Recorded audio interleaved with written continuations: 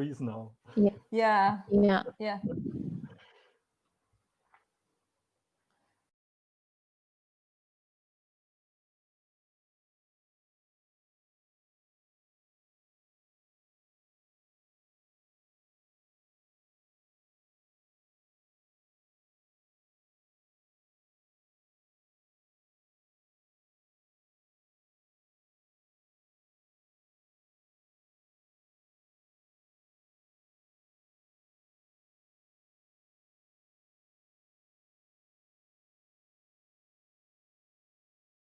Yeah, and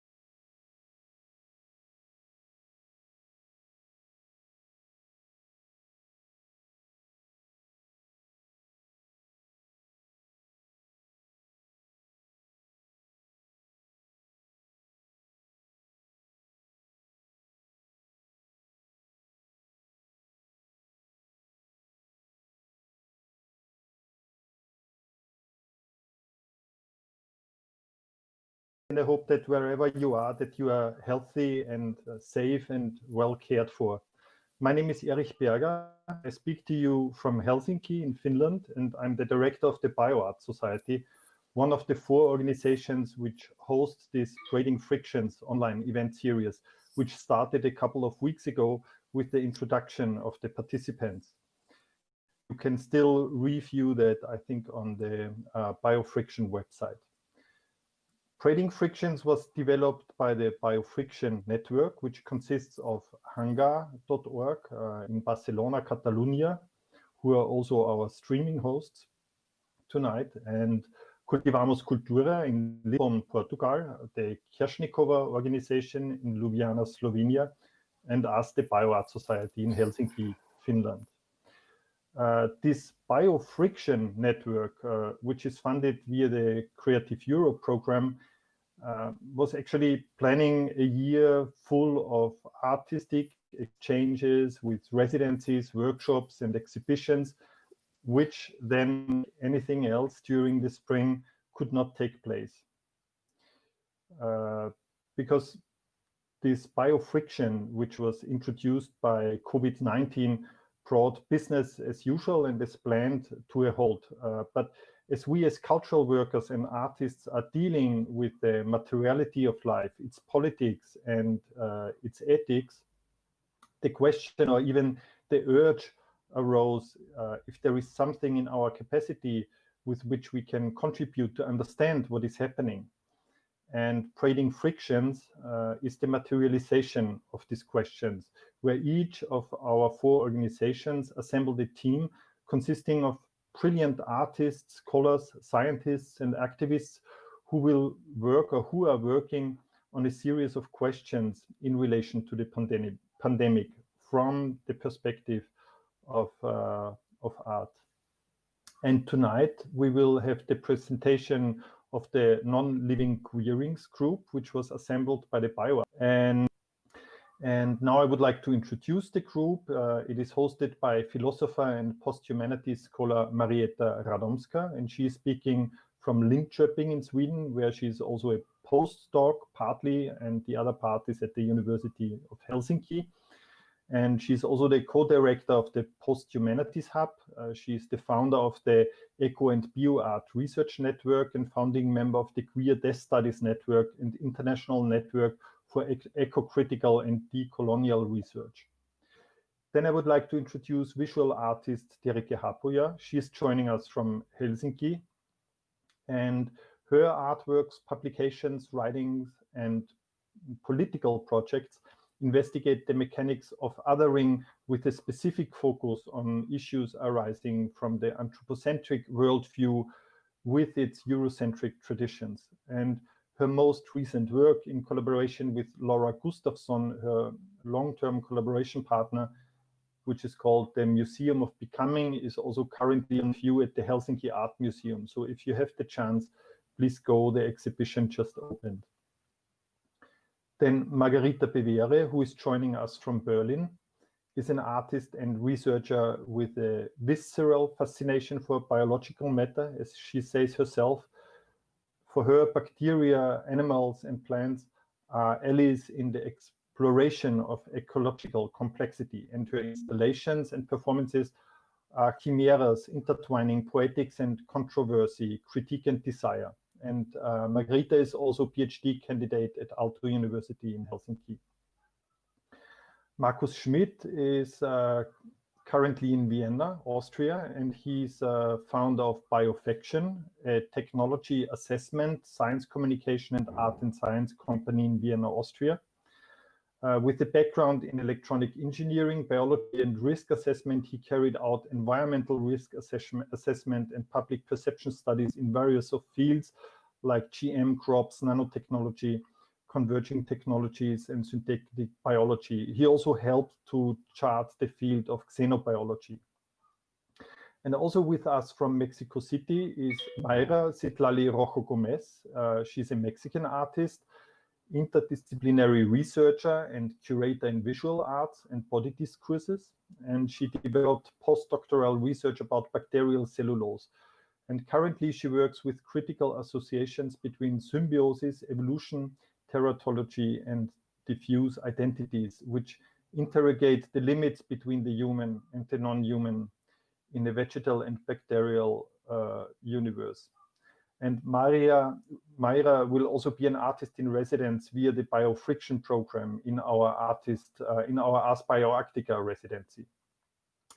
And With the exception of Mayra, we worked with all group members before in different programs, but what they all have in common besides that is that they are also authors of our new book, Art as We Don't Know It, which we just published with Aalto Arts Books in collaboration with Biophilia, Base for Biological Art at the Aalto University.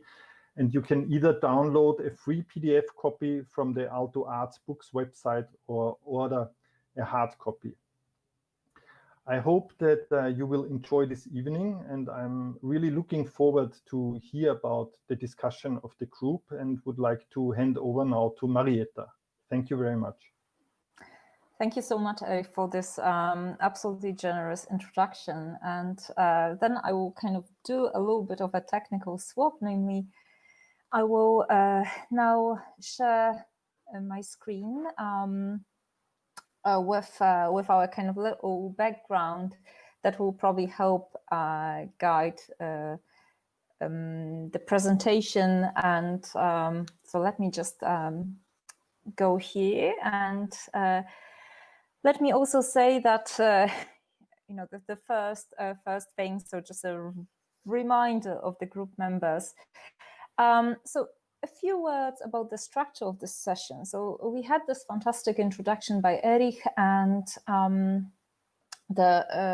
before I actually say a little bit more and kind of do a little bit of a recap of what has happened till now, I shall just say that we'll start, before we get to the very kind of juicy stuff of our conversations and the kind of report from that, we'll also have a little bit of a kind of different sort of engagement, namely a presentation on art in the times of COVID-19, namely Mayra Sitlali Rojo Gomez take on her sort of disrupted biofriction residency, and some words about her work and how it kind of connects and interacts with what we've been discussing throughout the past 2 months.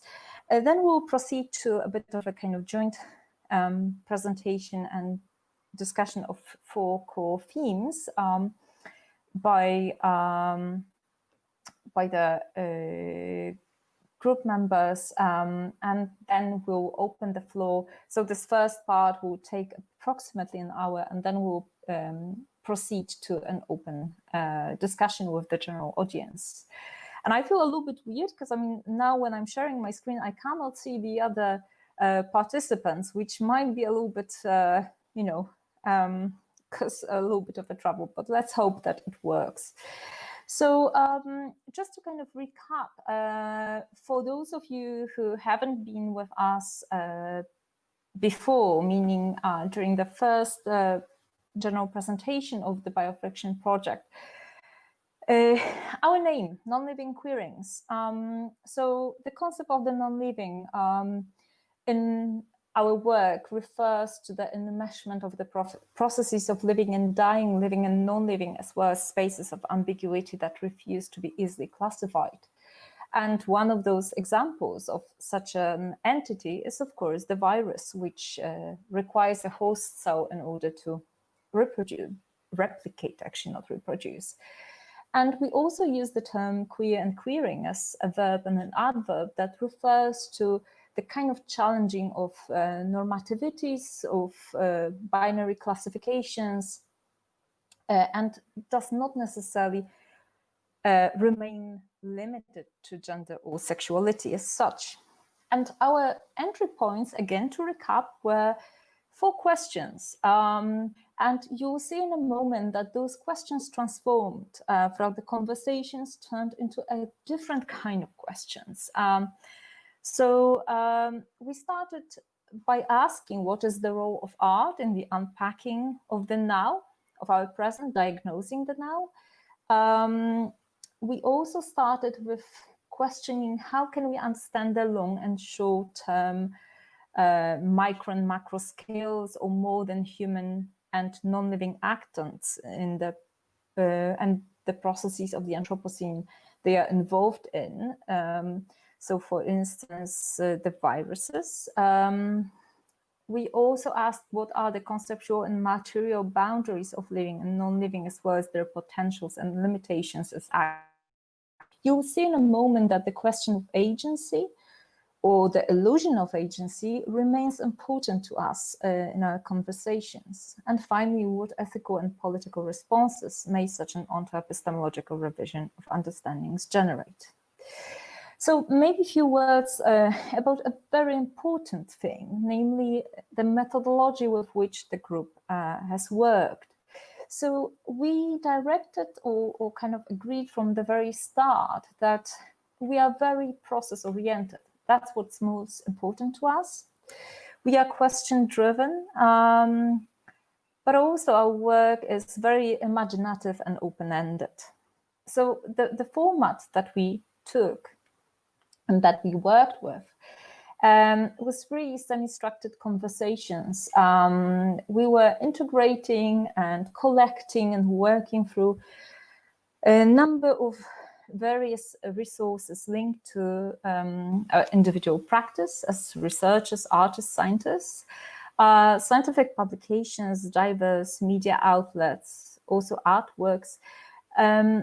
And each discussion has been documented through notes, minutes, but in a sense, which I think is very important because of this diversity of views and situatedness, braiding frictions was also part of that process. You will see in a moment that we were not necessarily super univocal choir, but rather we worked with very different perspectives and remained really open to interesting things and processes that could emerge from those conversations.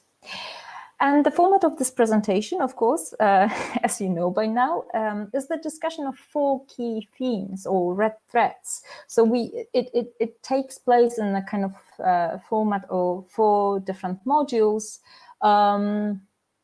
which each in itself is, I think, a topic in itself, but also they are interrelated. But you'll see that in a moment. And of course, also a few words on our situatedness. So each member of the group was working from their own different individual circumstances or situation. Yet in a sense, I mean, we kind of shared the feeling of being suspended, which I think perhaps a lot of you in the general audience can relate to. While simultaneously also none of us was directly involved, meaning none of us is a healthcare worker, none of us was really involved in any organizations that are dealing with COVID in a very direct, everyday way, which I think is interesting to keep in mind, of course. But also, I think that we would like to throw in here, and the credit goes to Margarita, actually, a very handy metaphor. So our group members acted a bit like antennas in this transitioning world, if we wish to call it like that, and which is also kind of parallel, in a sense, to the role of art and research in the contemporary world. And now let me present to you those 4 key themes or 4 key questions. Before Myra's presentation and before actually the whole kind of 4 theme part of that discussion. So the first question we dealt with is how to define a crisis. What is a crisis and for whom? And so on and so forth. You'll see in a moment. The second theme is how do SARS-CoV-2 and COVID-19 emerge as an amplifier of processes and conditions already at place? How did various narratives on the virus and the pandemic emerge? The third theme, which, as you see, I mean, one theme links to the next one, is how can we understand the virus as a non-living entity that is presented to have an agency, and how is such an agency catalyzed and implied in different processes? And finally, how do our understandings of humanity and the human emerge and change during the pandemic? So now I think that I can hand over the floor to Myra. Yes, so I mean, we heard a little bit of an introduction from Eric, but I think then, you know, I will just kind of would like to ask Myra to tell us a little bit more about her work. Hi, I listen me? Yes. Yes.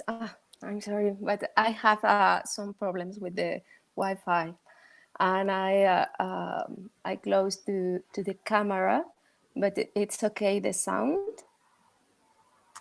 Yes. Okay. I prepared a short text and some image about my work will be shown. I read. The project I proposed for Biofriction grew about my passion for the monster or monster as anti-colonial political representation. In an effort to recognize myself in some way as the other, the monster. This process is a mix between the academic research and science and my artistic research, inventing imaginaries of evolution from the idea of becoming a plant as part of a possible process from macroevolution, and the hopeful monster by Richard Goldsmith and Darwin Research of Plants. In this context, the graph become a metaphor that does not necessarily propose alternatives, but problems. And so far, what I have created are histories that intend to question the current conditions of the human as a historical machine that has given rise to social Darwinism. I thought of biofriction as an opportunity to enter a process of observation and experimentation in a totally different habitat from what I have experienced so far. What changing in my project since the pandemic? I will start with the uncertainty of the conditions for travel. Today, the migration problems are more complex. It seems that the COVID put a radical blockade of population flows and all levels. Another aspect has been to think about the systemic change in my artistic practice from the expanded relationship with the science, politics, and post-pandemic societies. Within the project and conceptual level, situate the practice of grafting as a mechanism of plants propagation and its relation with the process of domestication and artificial selection. Reread the first part of the text, The Origin of Species by Darwin, is contrast to the grafting treaty by Claudio Botelho. I think of the global experience of confinement and the house as a habit, the universe of domestic plants and the modification that are generated in the face of the wild or natural environment. In what way? This process show us the condition of the bypower and the instrumentalization of the spaces. Another discussion is about domestication of the monsters. I finished that with my presentation. Thank you. Thank you so much, Myra. I think that in that sense, this brings us a lot of different themes here, bring us to the questions that will emerge through or that form part of the discussion. I might actually so before I get to the question one, how to define a crisis, I think that I might jump between this shared screen and just, check from time to time the Jitsi window, because I mean, as I said, I cannot actually see the group when I'm sharing the screen, which is a little bit difficult. So bear in mind that that view might change from time to time. So now we kind of see that the first question is actually how to define a crisis. And I think that, maybe I should then here start, we'll go actually according to the kind of sequence we discussed earlier, and according to the sequence that is on the screen. And I think each of us has a little intervention. Yeah, I think that we should just start, and so you see a little bit of a kind of record of that intervention on the screen. So I hope that my group members can find themselves in the slides, and we can just go one by one. So maybe to take this question, I will just start myself, not in a very modest way, but just to ground actually the idea. So the question of crisis has been the red thread that appeared in, I think, all the discussions and throughout the entire work. But in order to pose that question, so what is the crisis? How to define the crisis? I think that, it's as an fun of the tradition, quite highly emphasized by Derrida. I would go back to the very notion of the crisis and to actually its etymological roots. So if we look at the Greek notion of krisis, it's a judgment result of a trial, selection from, and also the word krinein, which means to separate, decide, and judge. But I mean, if we ask actually, what is a crisis, it's very hard to find the very objective criteria. And in fact, it is always a context-specific situation, always historically and geopolitically situated, and dependent on different actors involved, and actors that each of them have different stakes.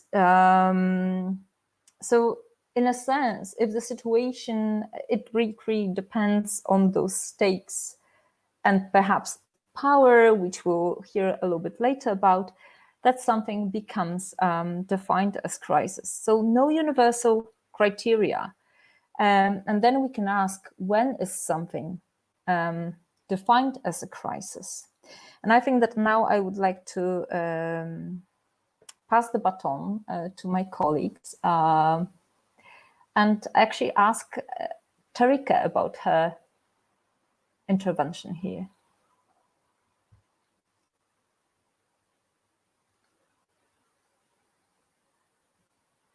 Tarika?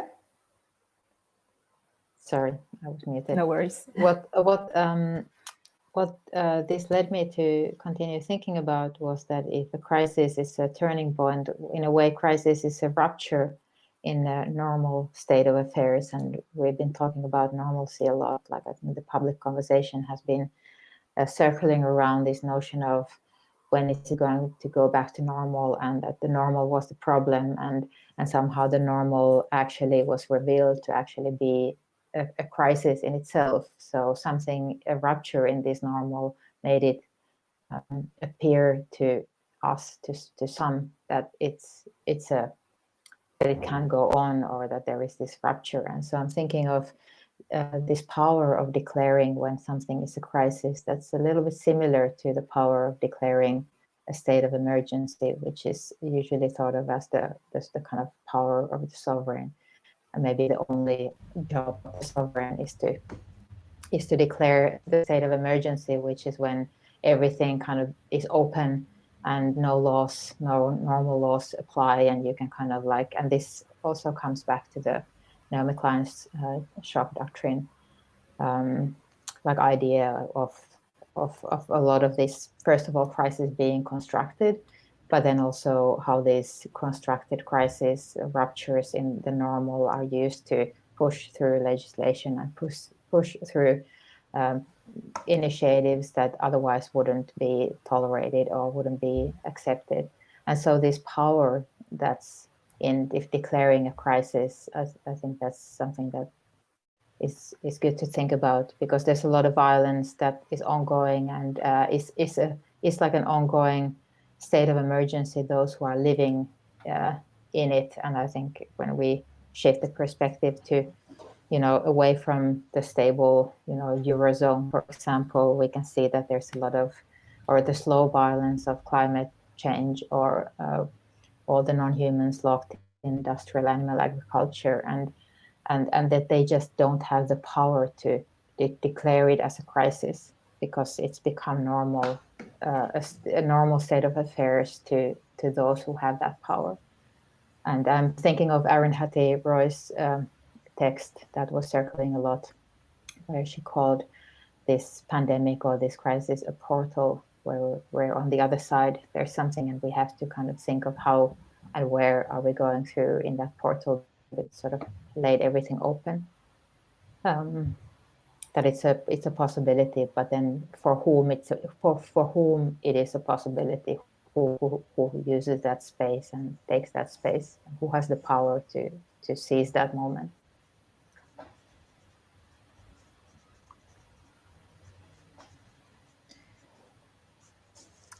Thank you. Yes. Thank you, Erika.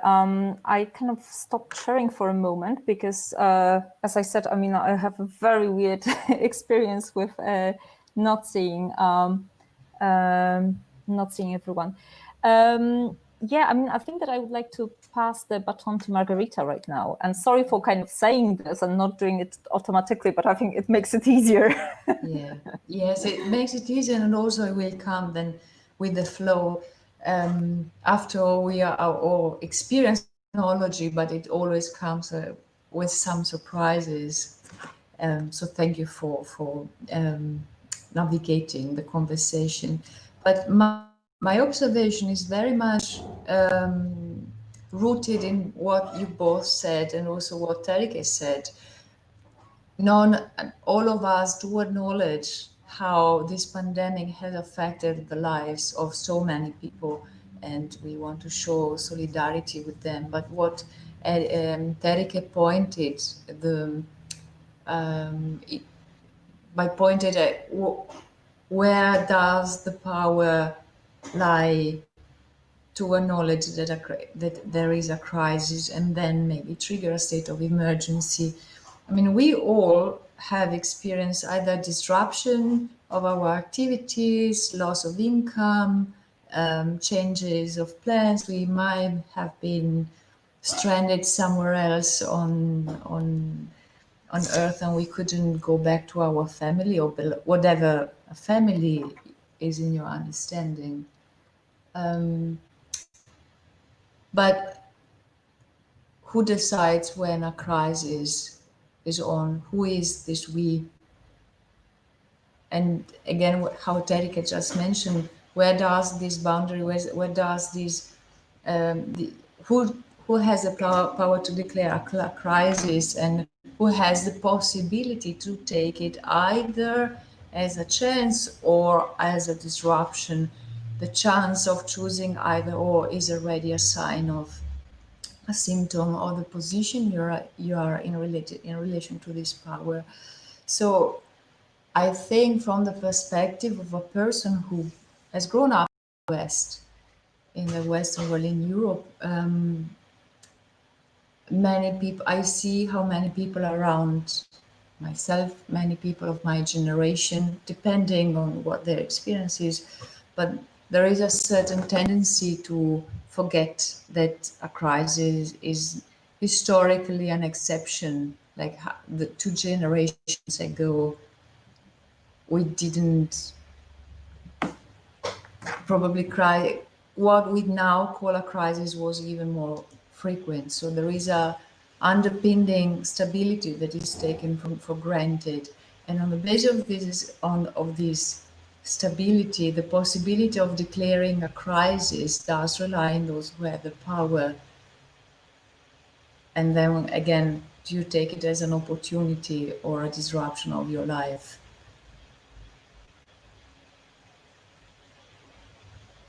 Yeah, thank you very much, Margarita. I will kind of pass the baton to Marcus then.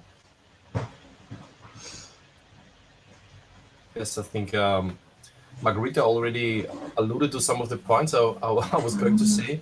Is that like compared to just the last century, was the Second World War or the possible doom of a nuclear war over our heads between the Soviet Union and the United States. I think that was much more existential as a threat, and many more actually lost their lives. Compared to these catastrophes, the current corona crisis seems like a little glitch on a global level, although it still affects many people, of course.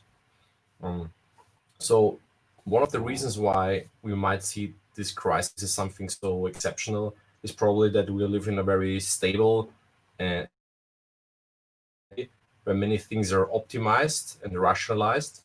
You might compare it to the way agriculture is done. So in the past, if you would sow your wheat, you wouldn't know if there's rain or sunshine. So it's always a crisis. Each year is different. But today we kind of control the level of, the genetics of the wheat, the plowing of the field, all the components that go into it, the pesticides. So we control for so many things so that we can better predict the outcome. And we can actually much better estimate or expect the outcome of what we're doing because we control so many different features. But once in a while, there is an event like a 20-year event in terms of drought or environmental reasons that the yields or the harvest will fail, and this is perceived as a crisis. There is the author Nassim Taleb and his book The Black Swan, where he kind of talks about these so-called rare events that are perceived by some as something extraordinary, but in his view, it's part of the package. There will be times and events where something goes down, and if you look at or read and say what pandemic experts or public health officials are saying, so they were warning for years that a pandemic like this one is going to come. There were even papers in 2015 that predicted this coronavirus to become a pandemic, but nothing was done because there is a certain opportunity cost in preparing for an upcoming crisis in the future, and it's a cost that you could invest somewhere else. And if you make a rational calculation, you might say, maybe it's not going to happen, and you save on that money, and later on you actually have the problems at hand. So preparing for these black swans, for these unusual events, might be something very important. But the longer down the road that we didn't have such events, the fewer and fewer resources are going to be invested. You could see this in Europe. There were many countries there which reduced the number of intensive care units in their country, and then they had not enough beds, because it was a cost factor in terms of public health. And in a normal year, you don't need it, but in such a extreme year where you need more intensive care units, this is the time where the crisis actually, in a sense, was also self-made by not acting and preparing towards these unusual events that are, although also predictable and calculable.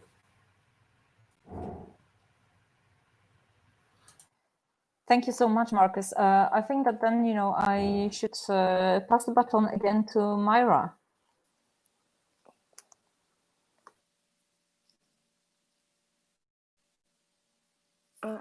Yeah. We talked about the broken plans, the disruptions, the catastrophes. It's the sound is okay? Hello? Yes, the sound is perfect. Thank you. The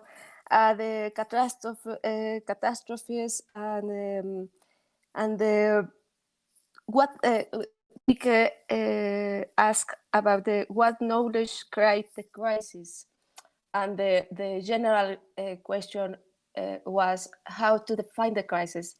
In this context, I think about the systems within systems, and I want to tell a short history.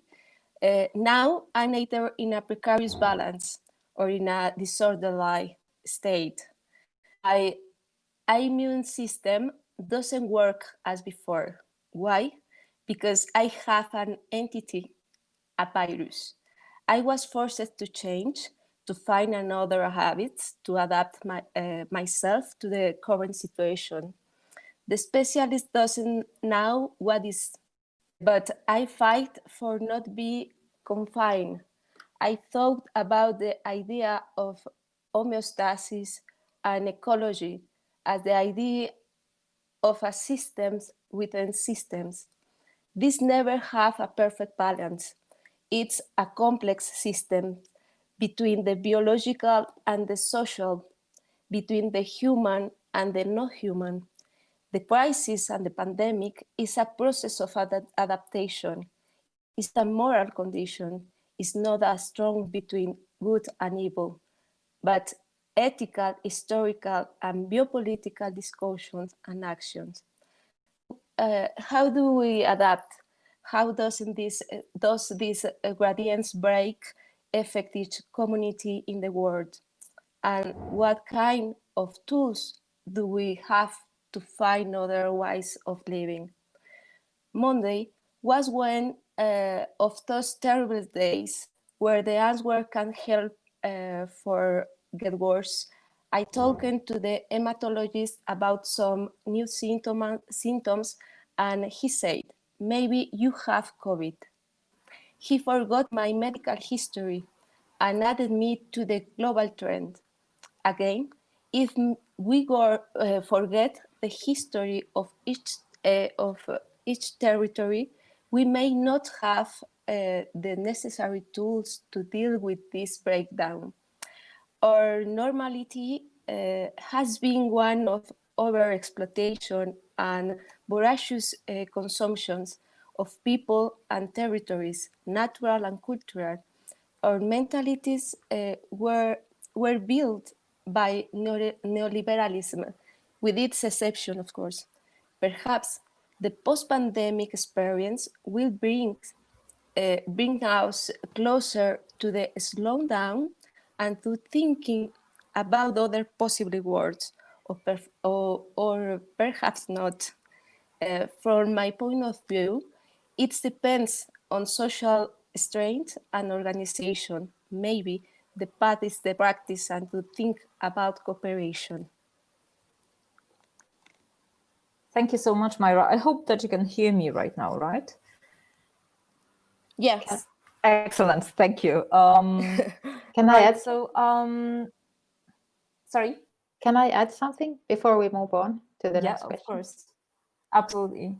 Okay, I was just, thank you, Myra, and everybody. I really appreciated the way you brought in the disruptions that are being brought on by the normal that has preceded the crisis. And I was thinking of that maybe it's useful to kind of flip it, the whole question over, and think of if a crisis is about disruptions in the normal, then the question becomes whose normal is disrupted in order to declare a crisis. And you could maybe say that capitalism is an ongoing, permanent state of a crisis that's constantly disrupting the normalcy or the normal of others. It's ecocide, it's genocide, it's forced displacement, it's illness, it's toxicity. It's like ongoing, constant crisis that actually is the normal state of capitalism. So maybe it's possible to think of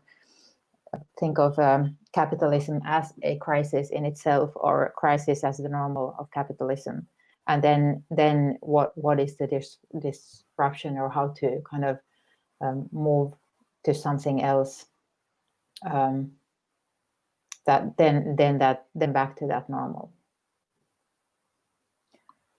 Absolutely. And I think that, this will actually kind of just brings us very naturally, in a sense, to the next question, which is actually kind of just a development of, or kind of like more channeling of the first question, namely, how actually do SARS-CoV-2 and COVID emerge as an amplifier? Because I mean, what actually has been a very strong red thread, and what emerged every now and then, like again and again, was that actually the pandemic is not necessarily an event as such, I mean in itself, but more becomes actually an amplifier of processes and conditions that are already at place, that have been at place for a very long time. And this kind of connects us to all the implications of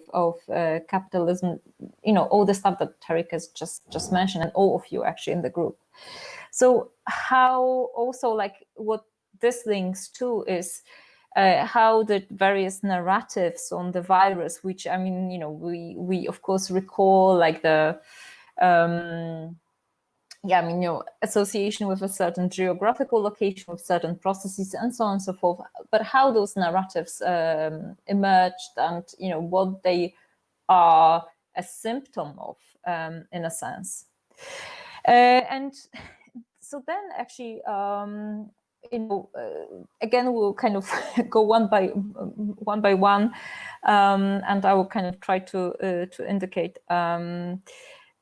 Like, what is the sequence? So maybe let me just start with, if we talk about the pandemic as an amplifier, in fact, it actually worked very much as a factor exposing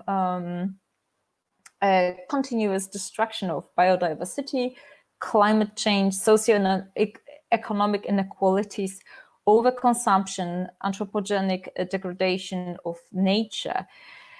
I mean, as Marcus was earlier mentioning, the kind of, I would say, perspectives or prognosis on the kind of pandemic hanging virtually upon us. I mean, that's not something strange if we think about actually the exploitation and slaughter of nature, that is, the destruction of habitats, killing of the entire species, and at the same time intensifying inequalities and oppression that actually become visible and directly linked to, to the pandemic. So the kind of, I think, questions of how come, it happened, who is to blame, in fact, leads us back to all those processes that, in a sense, make us question, like, it could have also happened already much earlier. So in a sense, I think the phenomena that we are kind of witnessing right now and are involved in work like a prism, and a prism that shows or sheds light on environmental violence, social and environmental injustices, but also, different spatial, temporal, material scales that are at work in the Anthropocene, that kind of Anthropocene brings together, but also works as a prism that gestures towards something that we'll talk in a moment about, namely the kind of non-human or more than human agentiality.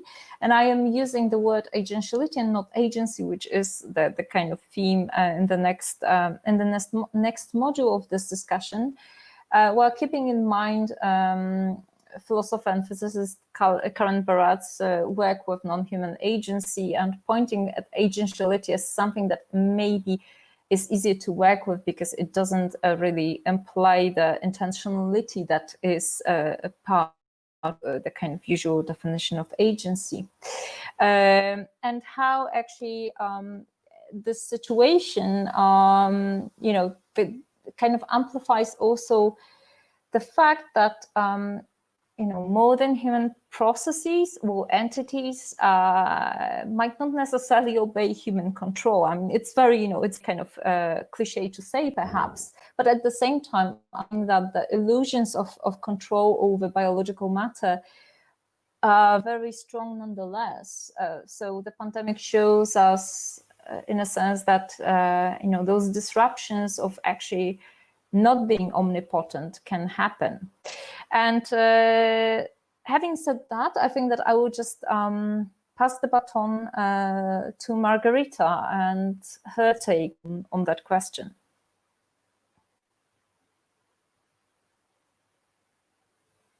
I switch on the monitor, so I have the feeling I'm talking to someone, although I don't see you all. And so talking about how the current pandemic, the virus,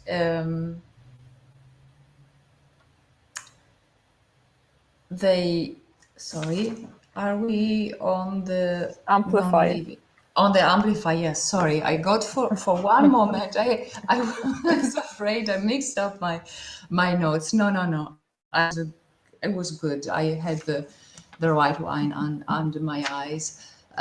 This concept of the amplifier came up during our discussion, a very interesting point, because in a very interesting way, because we realized that the threats that we were seeing and that we were acknowledging in the literature we had and what we saw around us and what our experiences are, were actually a surging of situation and context that were already there, like the polarization of certain political discourse, or the certain attention to the ecological tension that is probably at the root of this pandemic, or the social inequalities that come up during this pandemic, during this crisis. So we start inquiring how this virus has created a wave, and in this sense it does retain an agency of some kind. And thank you, Marietta, for specifying the difference between agentiality and agency. Of course, we don't think that the virus has intentionality, but it does set in motion certain waves that do have effect in response with human behavior and social context. But my point to this is how this amplifier worked and affected vulnerabilities that are present. And vulnerability is a concept that in my individual research is quite important. It's a concept I've borrowed from feminist tradition, feminist critique, in particular the work of Margaret Shildrick, but she's not the only one talking about it. And this coupled with my experience of working with biological material in my practice that is always unstable. It's always on the brink to be contaminated. And so this virus became once again an organic or semi-living or non-living entity that immediately shed a light on the fact that us as a living organism are open, but we are open to the other, we are open to experience, we are open as a subject, we are not sealed, we are not completely independent. And this both at the social level as well as material level. Some other scholars talk about that our bodies don't end at our skin, and our skin remains open and permeable to the encounter with the other. So this virus enacted certain relationalities. It enacted certain effects of us that can't, of us as organisms, as subjects that are not in the position of control, because even though we have achieved very advanced control on living systems, such as in the biolab or in our biological artwork or in agriculture, as Marcus just said, there is always something that can create disruption. And so this is a kind reminder that we are not completely in control.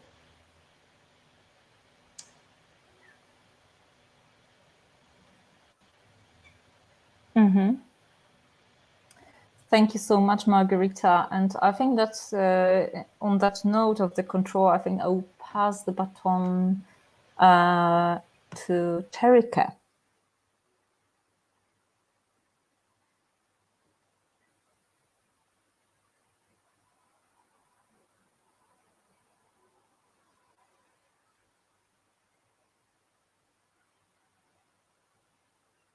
Terika? Sorry. No again. worries.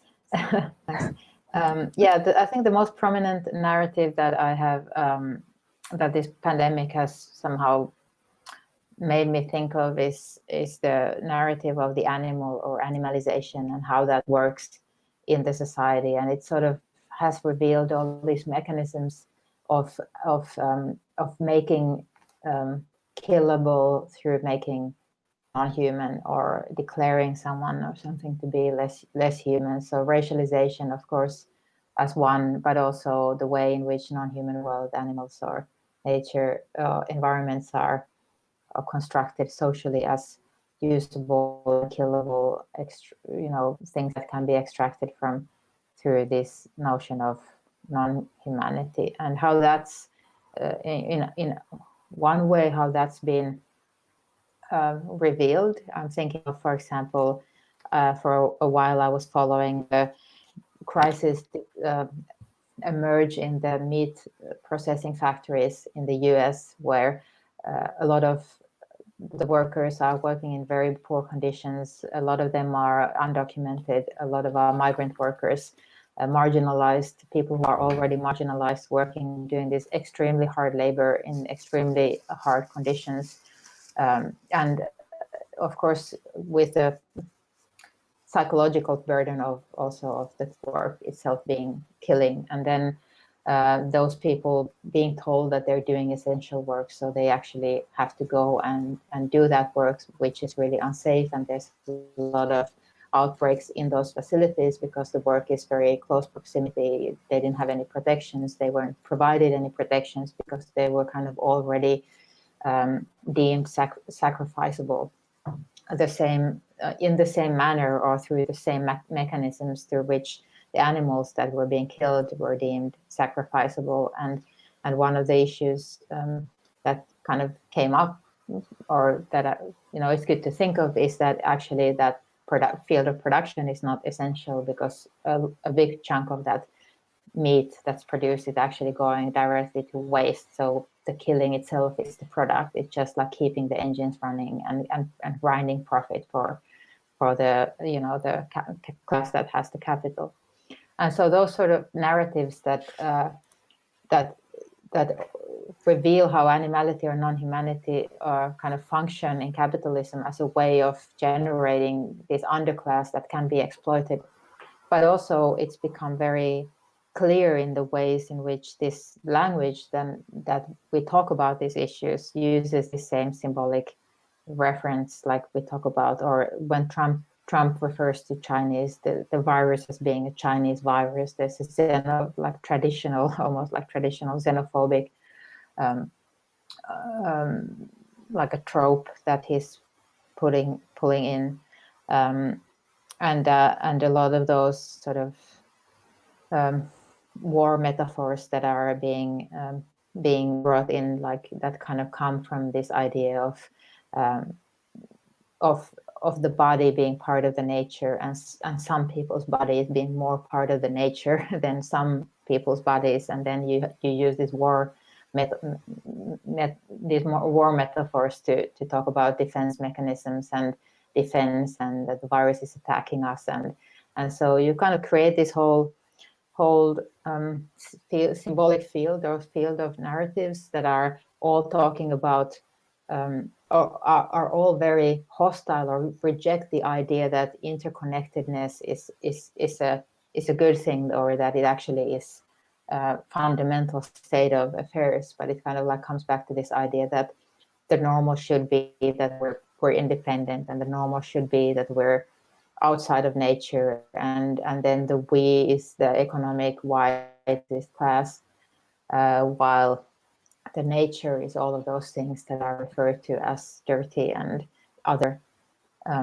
So I think this the way these narrativism, and I've personally in my work I've started to introduce the term animal capitalism as a way of talking about how in necropolitics, but also like necropolitics in the sense of animalization and racialization being entangled together, and how the use of non-humans, which then also is the cause of these zoonotic diseases, because habitat loss and even closer proximity with non-human animals and humans, and genetically homogeneous populations in animal agriculture, all of these things that contribute to us being these really, really widespread pandemics.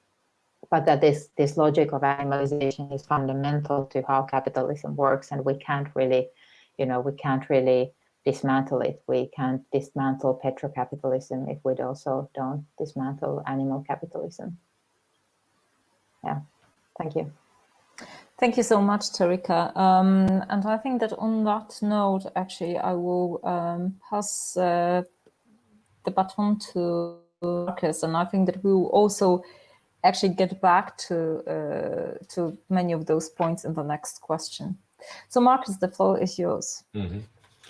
So the question is about in which way the COVID-19 pandemic worked as an amplifier of existing conditions. And it certainly has. I mean, it's not a coincidence that the richest person in the world, which is Jeff Bezos from Amazon, he actually got richer because people started to buy more things online. And many people who are like at the lower stratas of society, who lost their job and they didn't have any savings, they're worse off. But it's also an amplifier of existing debates or public discourses. I mean, we have heard just in our group a couple of examples. It's about anti-capitalism, it's about biodiversity decline, the way we treat animals. Also on the other side, critiques on globalization as such.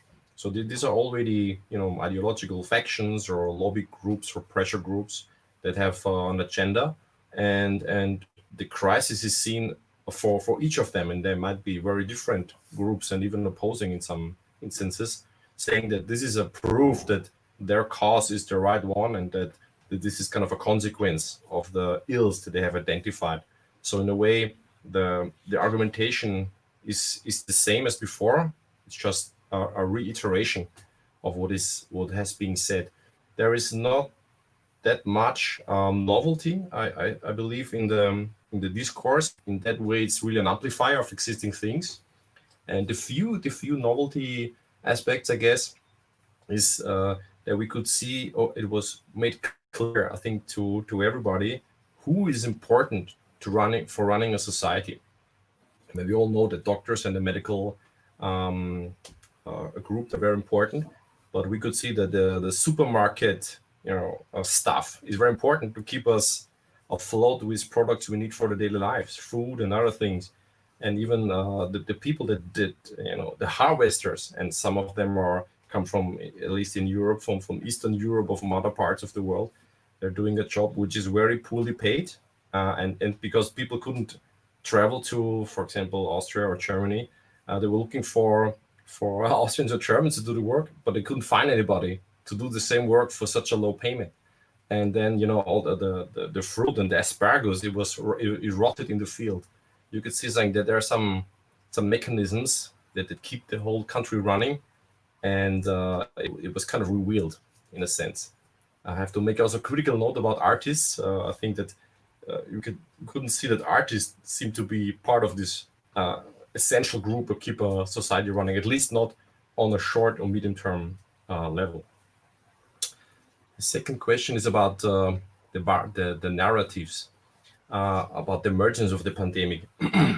So the kind of the mainstream argumentation is that this has been the virus has spontaneously emerged because of a close interaction between people and humans, probably bats, but there are also other animals where the virus could have been arisen from or has been intermediate carrier.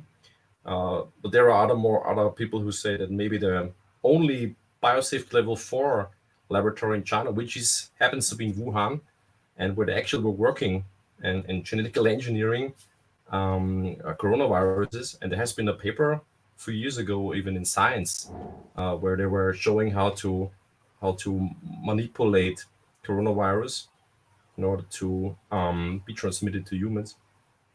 I have to say there is no proof that the coronavirus actually was made in the lab.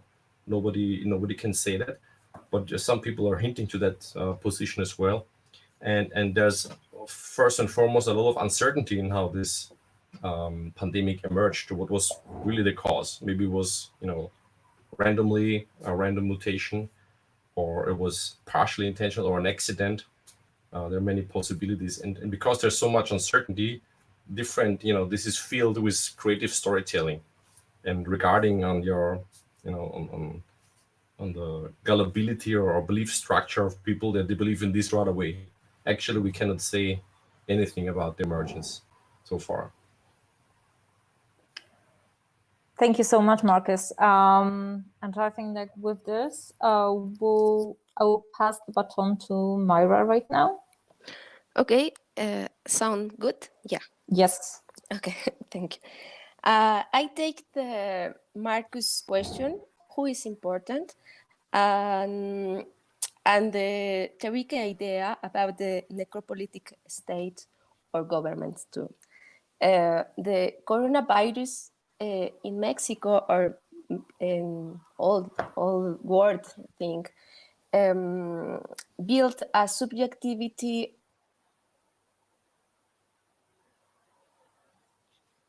We are losing you, Myra.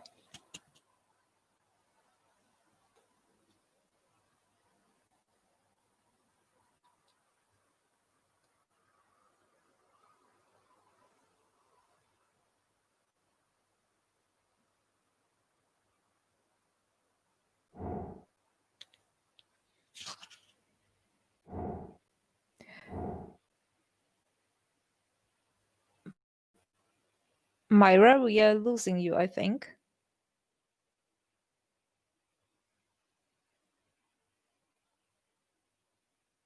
Is it only my problem, or others also have the same? We can catch up with her as soon as she's back, and Right. in the meanwhile we keep the flow, and then as soon as she comes back, then we can start again from her.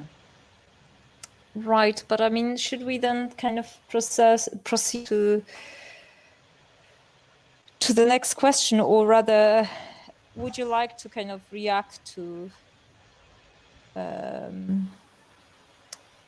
previous interventions? Because I mean, I'm kind of looking at time. We are past 7, and we are halfway. Yeah, time flies. I think we can move to the other question. Yeah. And keep the thread for when Myra comes back, unless there are urgent questions that absolutely have to be addressed. Yeah. Right. So then we move to question 3, namely, how can we understand the virus as a non-living entity that is presented to have agency, and how is such an agency catalyzed and applied in different processes? So this kind of brings us back to what I said before, and of course the concept of the non-living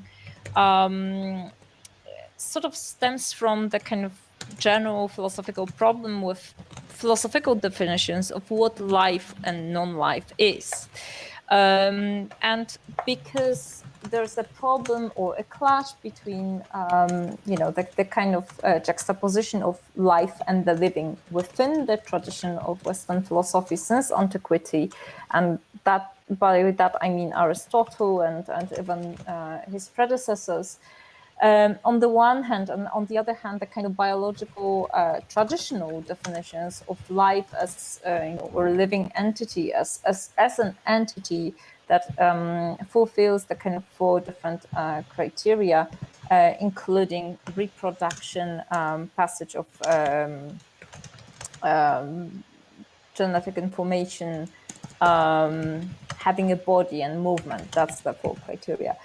But I mean, what actually the virus brings us to is this kind of ambiguity of an entity that is neither properly an organism, if we keep those traditional criteria, nor of course an organic inert matter. And then, we have the question of agency, or, if we think about agency as a capacity to act, to have an impact, to mobilize things.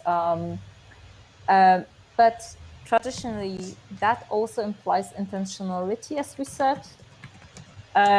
Barak proposes... I don't know, it is broken before I finish speaking.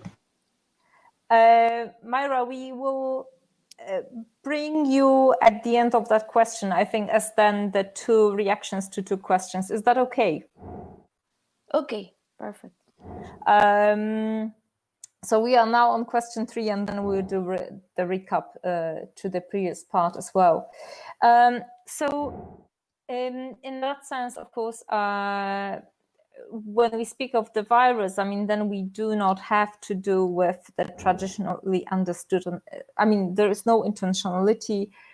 The notion of agency is also in that sense different, because it is a capacity to make things move in a sense, but without, of course, I mean, it's not an intentional agent in that sense.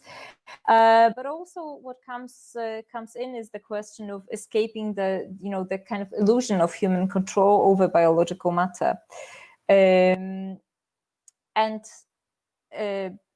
That brings us also to the question of narratives of the viral agency, which, I mean, I think that none of us actually in the group was really able to escape, and I think that this is really important to look at. But also, the narrative on the agency and potency of the virus has a power in itself, in a sense that it perhaps also overshadows the complex and perverse entanglements of processes and phenomena which actually activated these potencies of the virus in the first place. And that, of course, links back to what, all my kind of co-speakers. So, Marcus was mentioning, Tarika was mentioning, Myra and Margarita were mentioning too. So in this way, I think that, the whole kind of situation with thinking about SARS-CoV-2 as this non-living agent, so the kind of enmeshment of the processes of both living and kind of non-living, makes us think like what actually is this capacity of having an impact, and how it also gets used, how it mobilizes action by living organisms like humans, like mobilizes action by entire systems and states, but at the same time how it how those narratives kind of hide or push to the background processes that perhaps we should engage in much more and pay attention to and not ignore, because of the kind of focus on that sort of agency. So I think that then I would like to, I think that then it kind of goes into the direction of question that, or the way Tarika brought some of those elements in the previous question. But I think that if you could, Tarika, also maybe elaborate a little bit on that here too. Thank you. I think I kind of touched upon that question a lot. I think it's good to move on so we'll have time for a conversation. So, yeah. Sure. Okay, so then Margarita.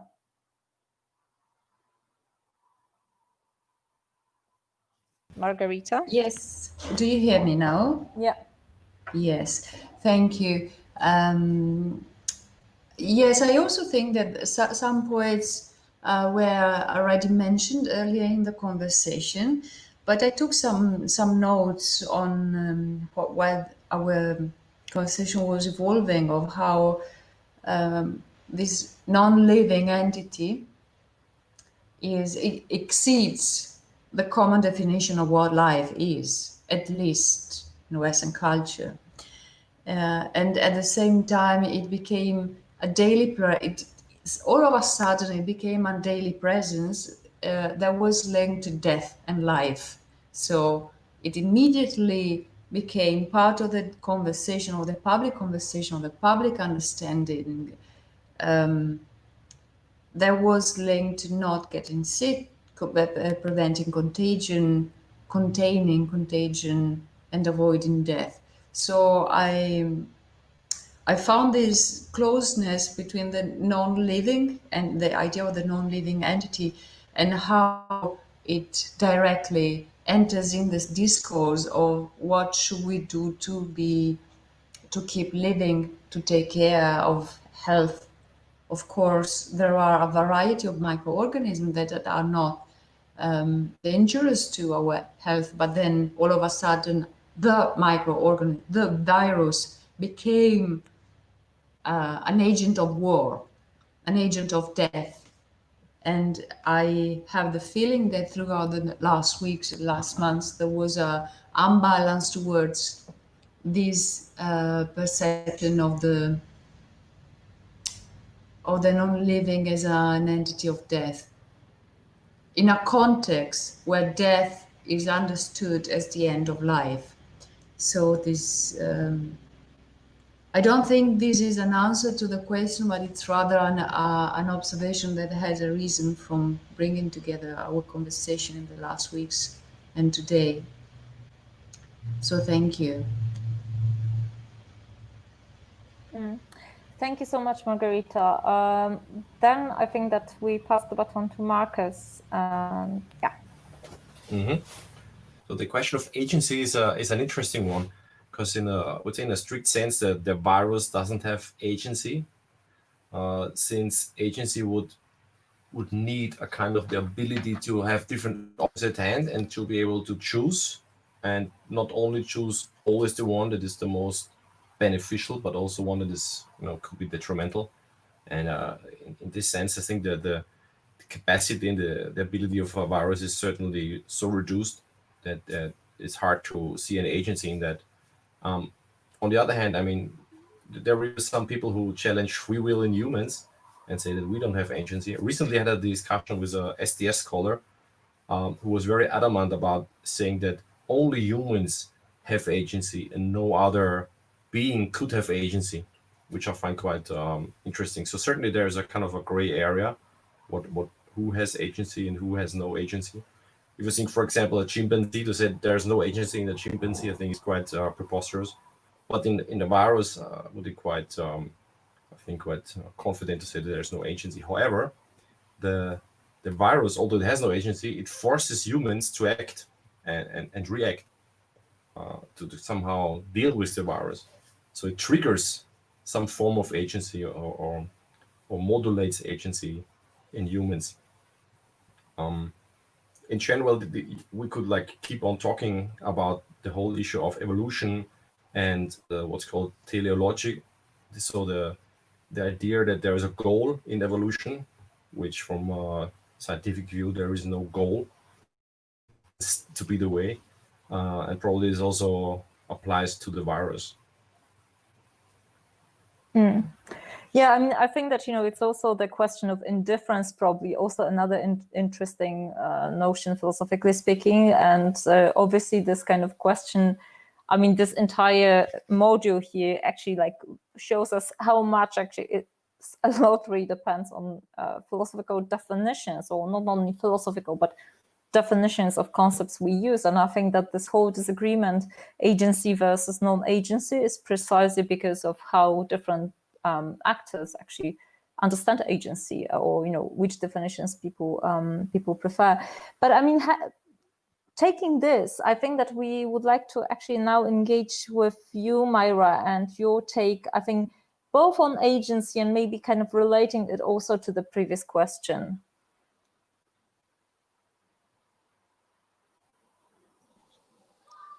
The sound is okay? Yes. Okay, I'm sorry. I think for me, this question was the hardest, really, because for me, was impossible separate the politic and the current situation and the idea with the virus, like the entity with other mean, and but I have more questions about the agency. What can be the parts of the agency? Thinking about art in times of pandemics, maybe to create process of agency. This co-main funding creates ways to look for tomorrow, because the expanding future is lost. Today, I heard that yesterday I heard a curator respond that after the pandemic, the museums should be like a virus. Now, the trending topic is the universe of viruses and science. Could agency, maybe I question, could agency be confused with instrumentalization? At the same time, some proposals for artistic economic support from the government from Mexico were used to conduct artistic production and encourage passive confinement. I think maybe this practice was the agency, the political agency, about the idea pandemic and the virus. At the same time, some proposals for what artistic and aesthetic imaginaries do we have after pandemic? It's time to change the way of life of art. I'm sorry, I have more question about this general question, Marietta. Yeah, but I mean, I think that to some extent our kind of role here was also to our role, it's a part of a process of critical thinking that actually we kind of generate maybe more questions than we have answers to. But I mean, I'm actually wondering, would you like, Myra, maybe to connect it back to the amplifier also question, because I mean there were some interesting points as we discussed before that you wanted to bring, and I mean then the technicalities acted, so that was quite a bit of a kind of agentiality of the of the system. Would you like to maybe bring some of your points with regard to the amplifier as well here, when we have a little bit of time and space? Myra? Yeah, I think maybe idea about the amplify is it's like the image bigger too, and with the agency, our idea about the agency, it's maybe it's a possibility. have many possibilities. I think many possibilities. The instrumentalize the idea and amplify the problems. Yes, of course. If the agency take for the government or for the capitalism culture, and for me it's very difficult in this moment think about the good possibilities now, because because the country and the situation is very hard, and of course it's amplify the crisis, the permanent crisis, but I don't know how we can agency this situation and the biological and the other idea about the virus. I'm sorry, Marietta. I don't know if I. But I think that there come really common points also to what was said before by others, that the kind of state of permanent crisis, or actually maybe some other things that are much stronger than this. But I mean, those different threads that have been going on through all three questions actually come very much also in the context of the next question. And I think that we'll kind of try to bring them together once again. So the next question was, how do our understandings of humanity and change and are being shaped during the pandemic? And of course, I mean, I think that all of you heard already very strong points in previous takes, in previous threads, and by all the speakers. But I think that here maybe for that module, I would like to bring in Agamben's notion of anthropological machine. So I mean, I think that as we saw both in the context of the question of life as a philosophical question, and in the context of discussion on oppression and other things, the notion of the human shouldn't be necessarily taken for granted. And what actually Agamben in his work that is so much kind of related to biopolitics, or thanatopolitics as he calls it, also indicates in maybe less popular book than Homo Sacer, namely In the Open, is this mechanism that he calls the anthropological machine, namely a kind of mechanism that manufactures the human. And that human that is being manufactured is sort of like solidified against the background of a kind of like worthless and undifferentiated non-human life. And that kind of undifferentiated mass of non-human life, or actually he calls it inhuman life, which already shows a certain valuation, is seen as, is often to be exploited with impunity. Yeah, I mean, something that is worth less than the human, or so this is the mechanism that, of course, I mean, stands behind the valuation of non-human life. But also, in the Open, he writes about the kind of jamming of that machine. And what happens in that jamming of the machine is actually that, there are instances where every now and then, I mean, we have to do with, with the kind of constructing of entities, humans, that are not necessarily fitting into the standard product of the machine. And Agamben, because he writes very much, from the Western tradition, and it's a white male philosopher and so on and so forth. But in the examples that he gives is, for instance, feral children that kind of like show their certain hybridity and so on and so forth. But while we will get to the question of hybridity, I think that, what I would like to point at is that this sort of division of course, what counts as human and what counts as non-human and, the others, is also a kind of process or a machine that manufactures which lives are livable, but also grievable, and which deaths are grievable, and which deaths just, become completely, omitted and forgotten and just not treated as, as deaths worth even kind of being called deaths.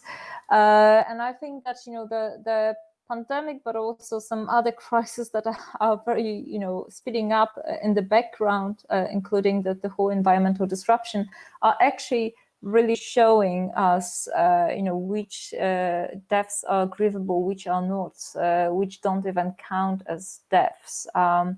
So I think on that note, I will pass the baton to Margarita. Big responsibility after measuring these very complex themes, and I think with these I would like to respond with the art to this question. Let's try if I can do that, because I think that both Myra's work and Terike's work has a lot to do with this question: how do we understand humanity? And I hope Terike will be so generous to tell us about her long track of research on this topic, especially in relation with humanity, and what Myra's described as her plans for the residency, which now we know will take place later in time, has also a lot to do with this regard. So while I was pondering on this question, I was thinking how can we imagine the human in a different way?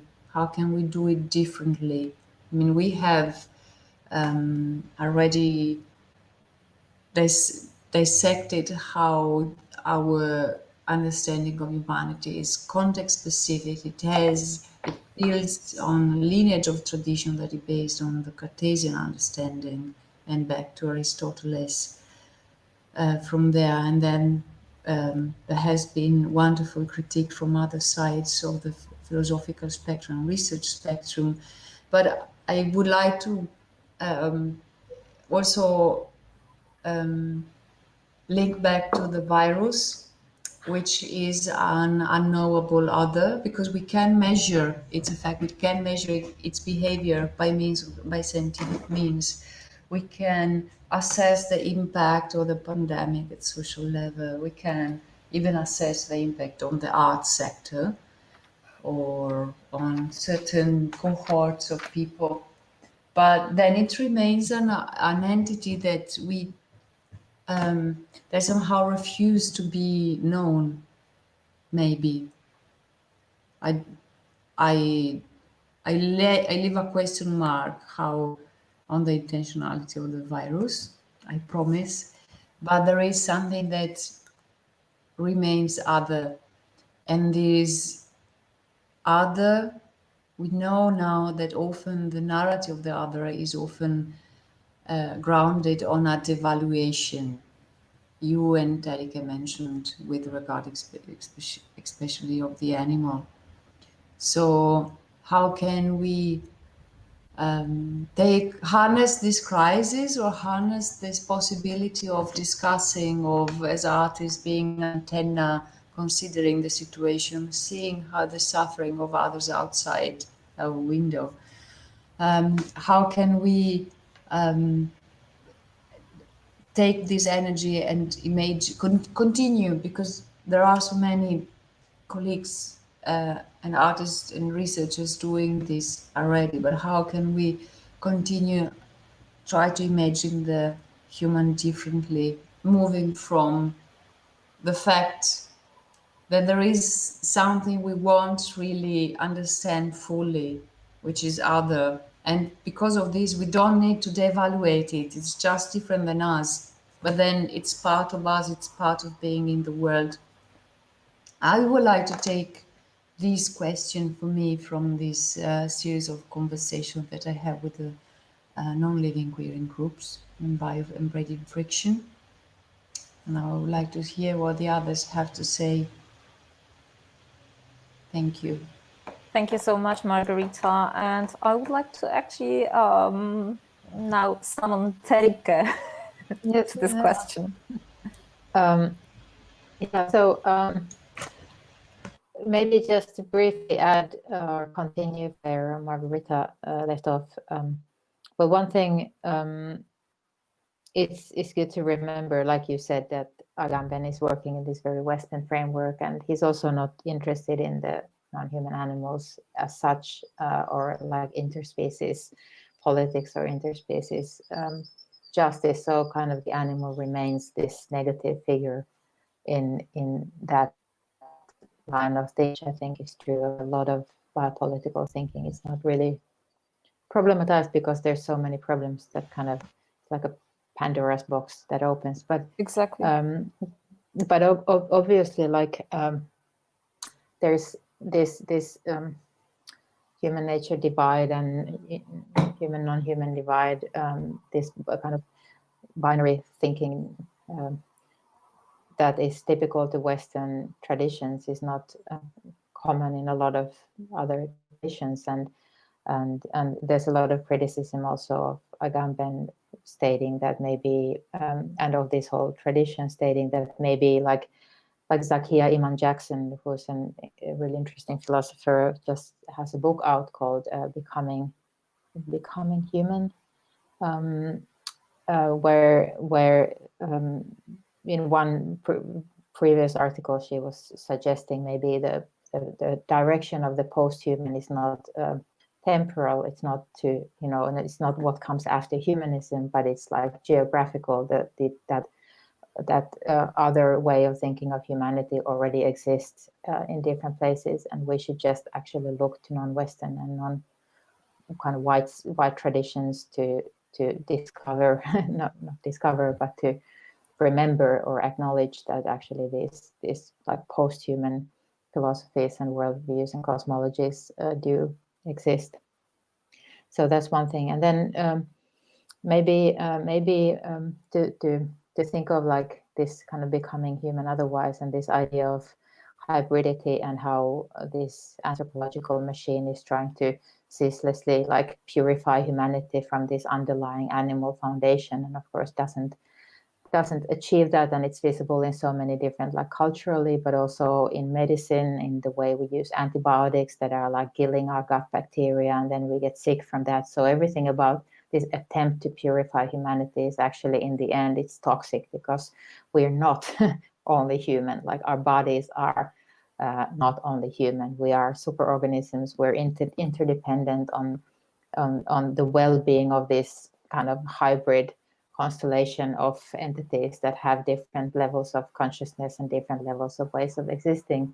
And in some way, what happens, I think, in the way the world is built under capitalism, which is one thing we see, people who live under oppression talk about weathering, and how, living and trauma, of course, intergenerational trauma of living under conditions of oppression, and how that constant stress causes you to also become, it's like a pre-existing health condition, just the stress, because it makes you vulnerable, your immune system vulnerable to any virus or bacterial infection or anything that can happen, that your body can't actually have like a healthy reaction and healthy defense mechanism towards that. So I'm thinking of also the ways in which we are made physically vulnerable, and some of us are made more vulnerable because of oppression, and because of those systems that are destabilizing our natural state of being, which is that we are ecosystems, that we are hybrid, that we're not only human, and how to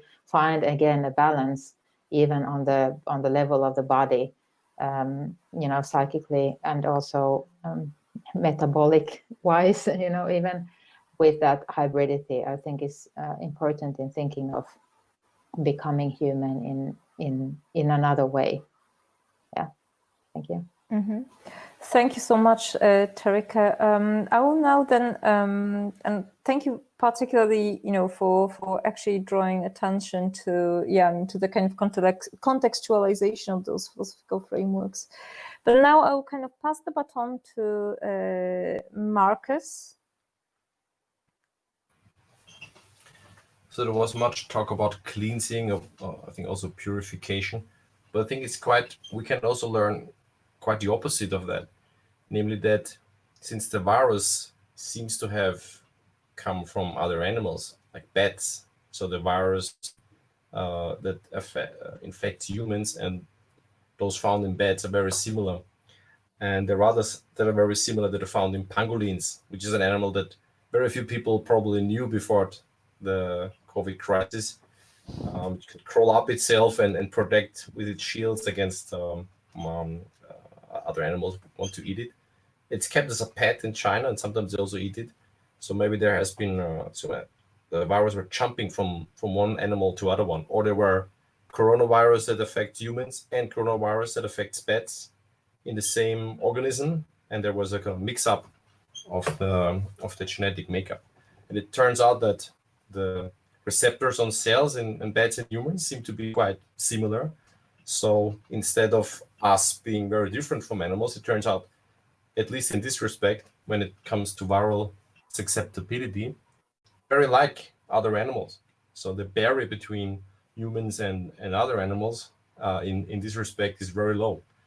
And it shows that we're not so different or separated from nature as we sometimes probably would like to be, but that there is this connection, this joint history of the past that makes us, a victim, if you will, of viruses.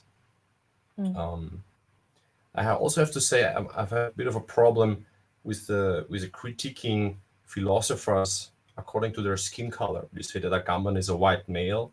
I think that's I think it's inappropriate when you say it's from a Western perspective or a Eurocentric, cultural viewpoint that he has been living all his life in a kind of a wealthy Western country.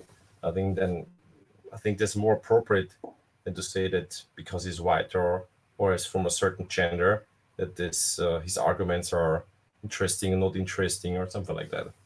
We have to be very careful about that. Yeah, I strongly disagree with that statement. I just saying. I think the situatedness of philosophers actually quite has a huge impact on the way they are thinking. So I think that this is, one of the examples of creative frictions in the group which you actually are now witnessing, dear audience. But I think, keeping in mind the time frame, I think that I would like to pass the baton to Myra, and we'll open the floor for more frictions in a moment. Well, I think this question is very fascinating for me, and I take idea about the Nietzsche, about the human to human, and for me is this question. The colonized instrumental rationality, it's part of the humanism and these contradictions. Perhaps have we been too human now? In other words, we have reached the limit of expropriation of what colonial philosophy and science defined as natural and human resources. But in this moment, I remember about the idea about the no human life and other works other my works of the research, and the figure for the zombie. The zombie are a very interesting figure that has two interpretations: alienated bodies or bodies that don't postpone revolution action. And that leads us to the Black revolutions in Haiti and in Brazil. In the case of the alienation of rotten bodies, some stories led to a virus infection. But there are other zombie stories where they are alienated and yet that they can tell which human is infected, and they don't care about their brain. It's for me, this word, the no human is a zombie, of course, and but the virus is very important for they too, because when the human have the virus, the zombie don't care their brain. Anti-colonial zombies, from the ideas of Frantz Fanon, we can refer to the presence of the ritual. What I mean is that from these narratives, we can break certain metaphors and move to others. And I think the other possibilities think about the humanity is the monsters, or the monsters, of course. Thank you. Thank you so much, Myra. Right, so I think that in this way we sort of managed to go through the 4 themes. So thank you for staying with us. And now let us proceed to the general discussion. So now I will stop sharing my screen and I will finally see people. Sorry, this was technically difficult. Right, so I think that I will pass the baton now to Erich and as our kind of master moderator of things. Hello, everybody. Thank you very much. That was really an in-depth kind of discussion and analysis of different kind of threads which run through this, through what we basically set out, what was your mission. And I thought that I start with the discussion here in the chat was quite lively, was really interesting, and it was actually a parallel discussion going on. But of course, I have also a couple of questions for you.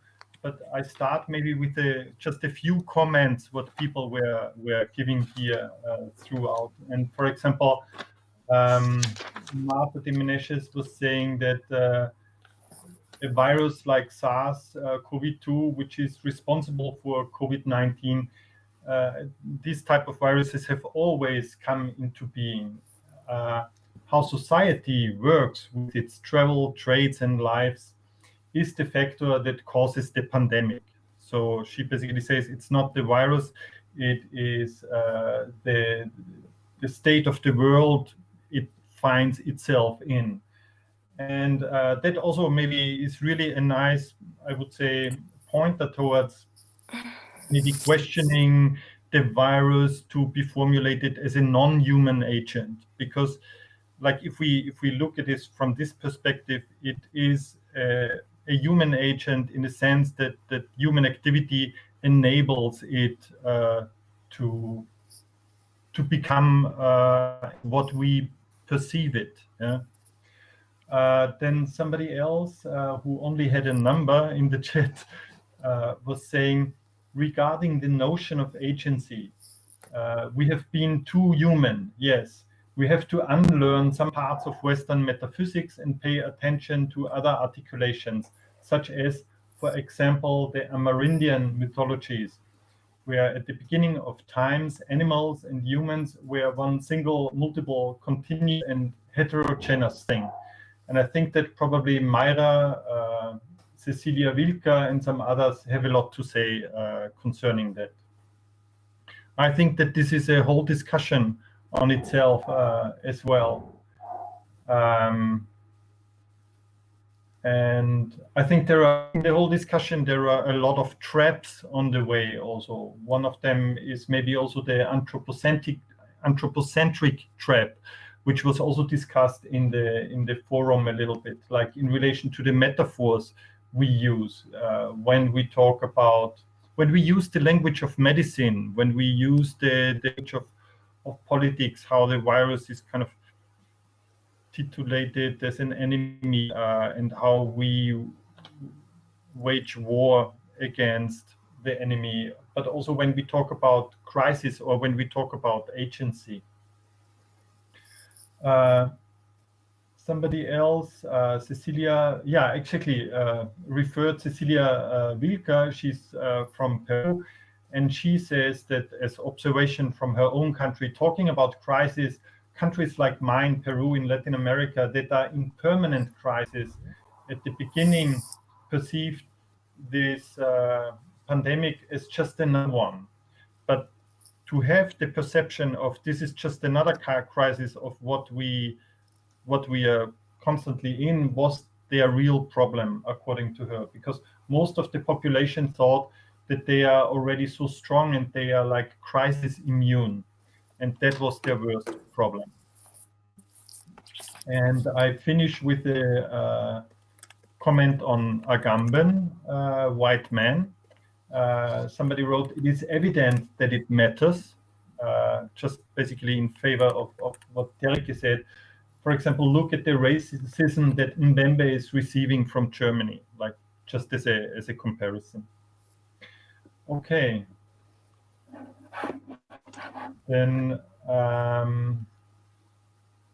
let me look at the questions. Or does somebody want to respond maybe to those comments now? That would be maybe a moment that we could take time. I think sorry, okay, go on. No, I was just saying thank you for the comments, and I just opened the chat, and I'm interested in reading it afterwards. So thank you for having your own brainstorming somewhere there. Yeah, I think that I would like to say also like big thanks to everyone actually engaging. And I mean, I think that we just wish that we could multiply it and kind of follow everything at the same time, which I think I'm very bad at. So I'll kind of leave the reading also for afterwards, like a proper engagement. But I think that I would like to maybe start with the first comments coming from Marta. Namely, I mean, of course, I think that this, this idea that, idea, or maybe, we could even say the fact, although there were a lot of questions like whether, facts are actually objective facts. But, the thing with the viruses that have always been there, and actually, the kind of human actions and processes that are just activating certain, other processes of phenomena going on. I think that this was the whole kind of core also, a red thread in that discussion that we've been having. So I think that none of us was actually really seeing that agency, like that the virus actually has an agency in a traditional sense. But actually what happens if this, this is, that's one of the narratives that, that actually it's very hard to escape, like what the virus kind of can mobilize, or, the widespread of the virus can mobilize or activate. But actually it has been activated itself by the processes that we've been, we as humans in a very general and undifferentiated sense, although this is extremely problematic to say, are responsible for, in a sense. Because of course, if we haven't been having the impact on certain milieux, environments, habitats, species, we wouldn't have had probably the contact with the viruses in the first place. So I think that that's the very key point that Marta is bringing, and I think it just highlights, what has been sort of like hanging with us throughout all the discussions. So maybe I would kind of just, engage for the start with that. And I think that there has been a lot of other threads. I mean, so I don't know if anyone else would like to jump in from my group. I hear a lot of I think what Martha probably also meant was basically she was really focusing on the pandemic. What she was trying to say that we always had this kind of local encounters. Yeah, I mean, there was. This is a biological process which goes on since there is life. Yeah, no matter if there are humans or not. But that we now speak basically about the pandemic and about the crisis is actually something which is a very human-centered view on what is going on, because the crisis is essentially ours. Yeah, absolutely. Nothing, at least with the virus, nothing else is basically like the others are actually benefiting from us shutting down society. Yeah, and I mean, I think that also when we kind of posed the question, and we were talking a lot about the question of the crisis, but I think that, still in our discussions, despite opening it up that, who is the we and to whom it is a crisis, I think that we still kind of remain, very much human focused in that. And definitely pandemic is the human problem in this case, or the crisis. Martha says, thank you, Marietta, and you're right, Erich. But I have another question here.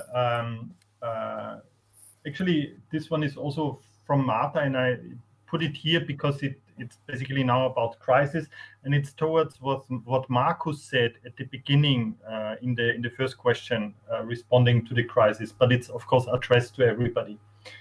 I think that Marcus was describing this scenario that basically something like the pandemic or the evolvement of that is known or was known, but there was no call for action. Yeah, and for several reasons. And Martha is asking, do you think that this will change now, as we know what basically can happen if there is no action? Will governments take more seriously the readiness for unexpected but unlikely crises?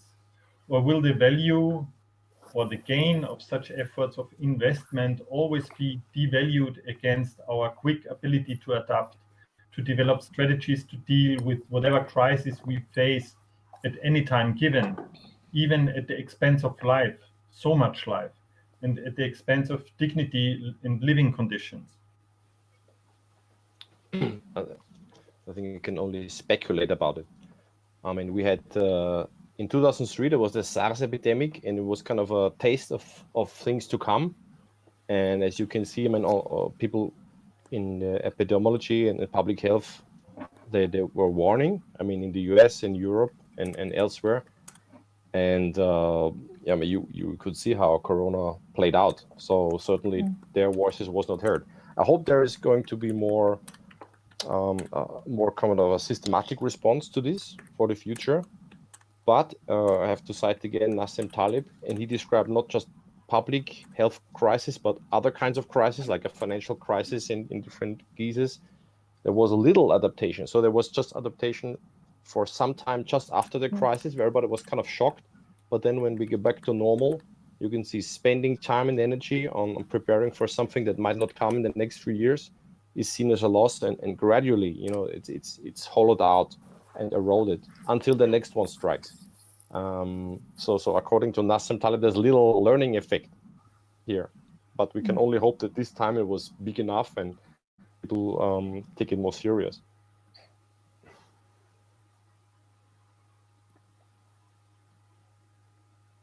I think so. Sorry. No, just a very quick one. I also, of course, hope there will be more readiness on the basis of this traumatic experience. If we don't want to call it a crisis, let's call it a traumatic experience. But based on history, look at what happened after World War II. I mean, I speak as a person from Europe.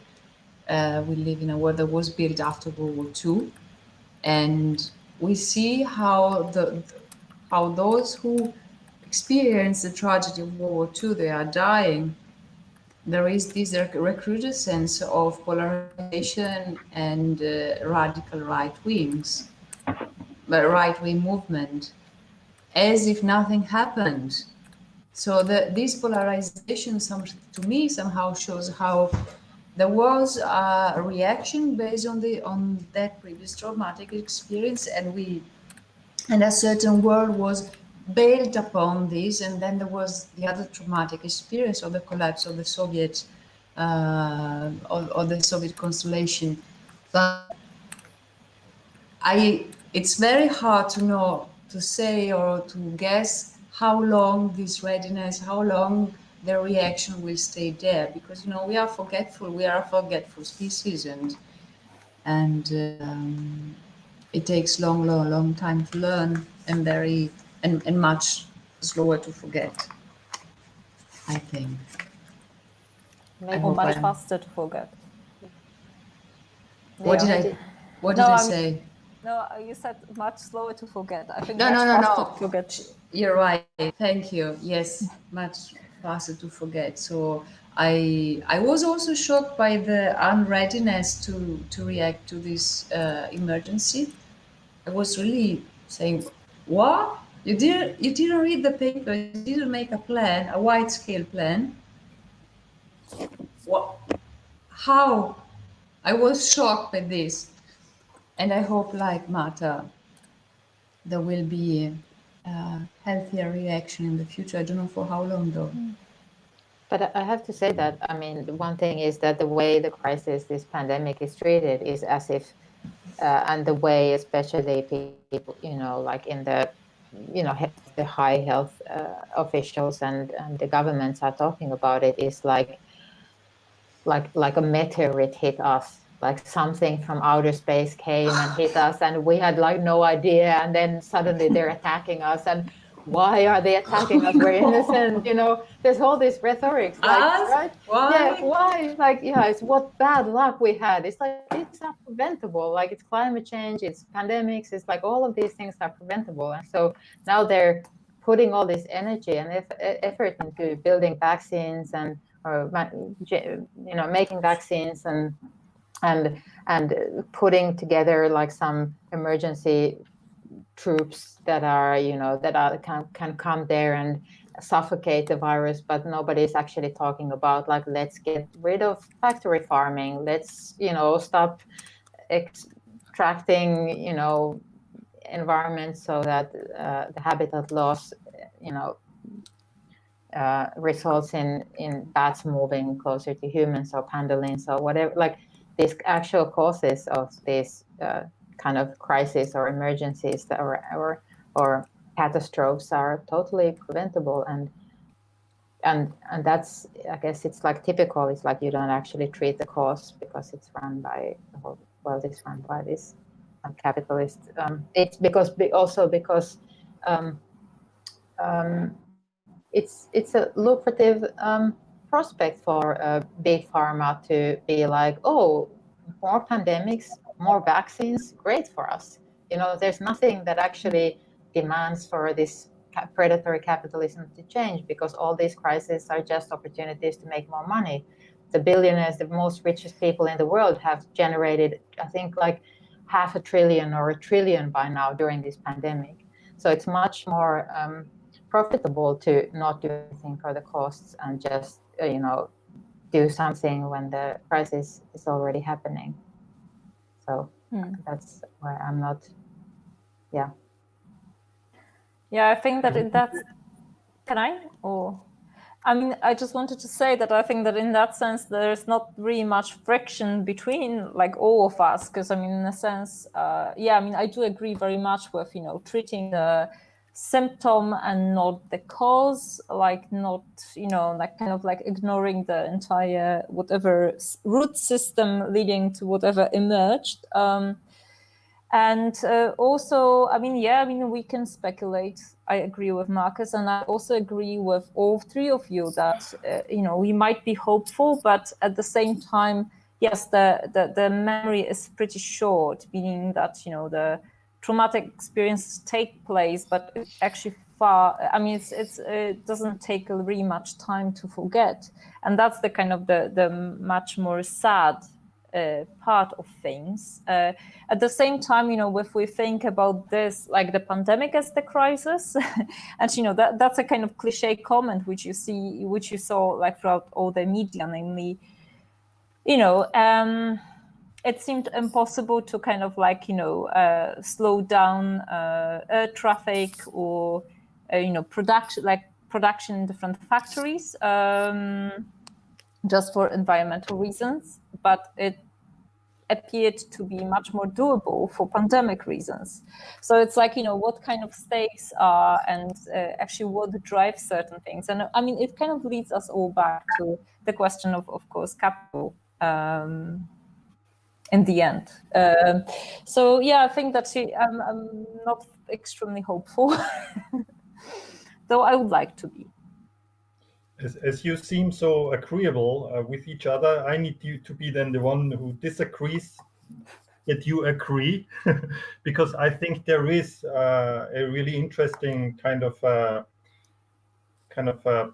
there are interesting positions in the discussion. There is, on the one hand, the kind of the insight, but also the wish that this could have been prevented and that this could have been kind of foreseen. But on the other hand, there is also the amplifier metaphor, which was used, which basically that the virus shines a light on things which have been ignored, avoided, put aside. And this was also something what Adriana Knauf in the chat was pointing out and formulating it in a quite provocative question. When we think it a little bit further, she says, in line with the amplifier metaphor and with appropriate understanding of the destruction wrought by the virus, how can we see it as or almost as an ally in producing necessary change?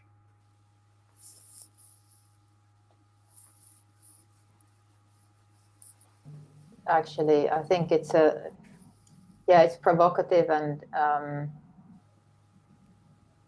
I think, I wouldn't use that language, because then what it means that it's actually there's so many people who are already made vulnerable by the underlying system that is being amplified, that are now dead because of this ally. So I wouldn't use this language to discuss this, because I think it means that if you can see it as an ally, you are not on the side of those who are actually being victimized by this what is happening, which is many of us who are we're not food insecure, for example, at this moment, and many people are. So I mean, the answer was basically that. Also, then in the chain that in the chat, that is this almost produced by the fact that people are actually dying. Yeah. But then the discussion went on, and the question was then really also about could it be a catalyst towards issues of inequality, poor public health systems, and the relationship with non-humans. Could this wish be also somehow from a position of how to say a call for more action in general, and or a wish for more action in general, and that somehow some sort of a yeah, maybe, yeah, I leave it there with this question. Yeah, I think that, maybe the kind of, notion of a catalyst is a much better than framing it as an ally, like because of the whole kind of valuation of things, I guess. And to some extent, yes, I think that, maybe it would be a collective wish that this was a catalyst of, actually really highlighting or exposing the the kind of systematic vulnerabilities and the kind of problems like systemic problems of inadequate healthcare, inadequate like systems of, I don't know, insurance and other things, and kind of, yeah, the structures that should be there and that have been systematically for years undermined in so many places by the kind of neoliberal mechanisms really undermining public healthcare as for example, one example. So yes, that would be I think that the wish. Whether it will turn into that or all the kind of mechanisms of profit will undermine the whole situation again. That's hard to say, or I wish it didn't turn out that way. So yeah, I would leave it there. Yeah. Interestingly, this was there were different formulations throughout the time in the chat, in the different sections, which basically pointed out, can we get something positive out of this crisis, or can we see the crisis as positive? I would come to the same thing. It's like, yeah, even if something good comes out of that, like even if human rights declaration comes out of that, it's not like the Holocaust was a good thing. Like it's like to go to that kind of reasoning that there is a tragedy and it's somehow the improvements that follow are somehow justify that tragedy. I think it's oftentimes it's made by those people who are not affected dramatically by that tragedy. But then also I'm thinking like in the amplifier, but also the virus or the pandemic has revealed what are the underlying values of each society in a really dramatic way, and you can see very different responses. Like you compare New Zealand to the US, for example, and it's completely different. And it also like it's almost like what they're doing now and the improvements that they're doing is like they're probably going more and more to that direction of safety nets and security and welfare structures and so on, while in the US, even though there's a lot of turmoil and there's a lot of debate, but at the same time they've basically stripped all the environmental regulations away, like during this crisis. And they're kind of going to this and given massive bailouts to corporations, and so it's kind of like going to the opposite direction because the underlying society that's it's been revealed as what it is, which is like we just like poor people, racialized people, you just go and somewhere and sacrifice yourself so we can save this predatory economy, and that's just amplified.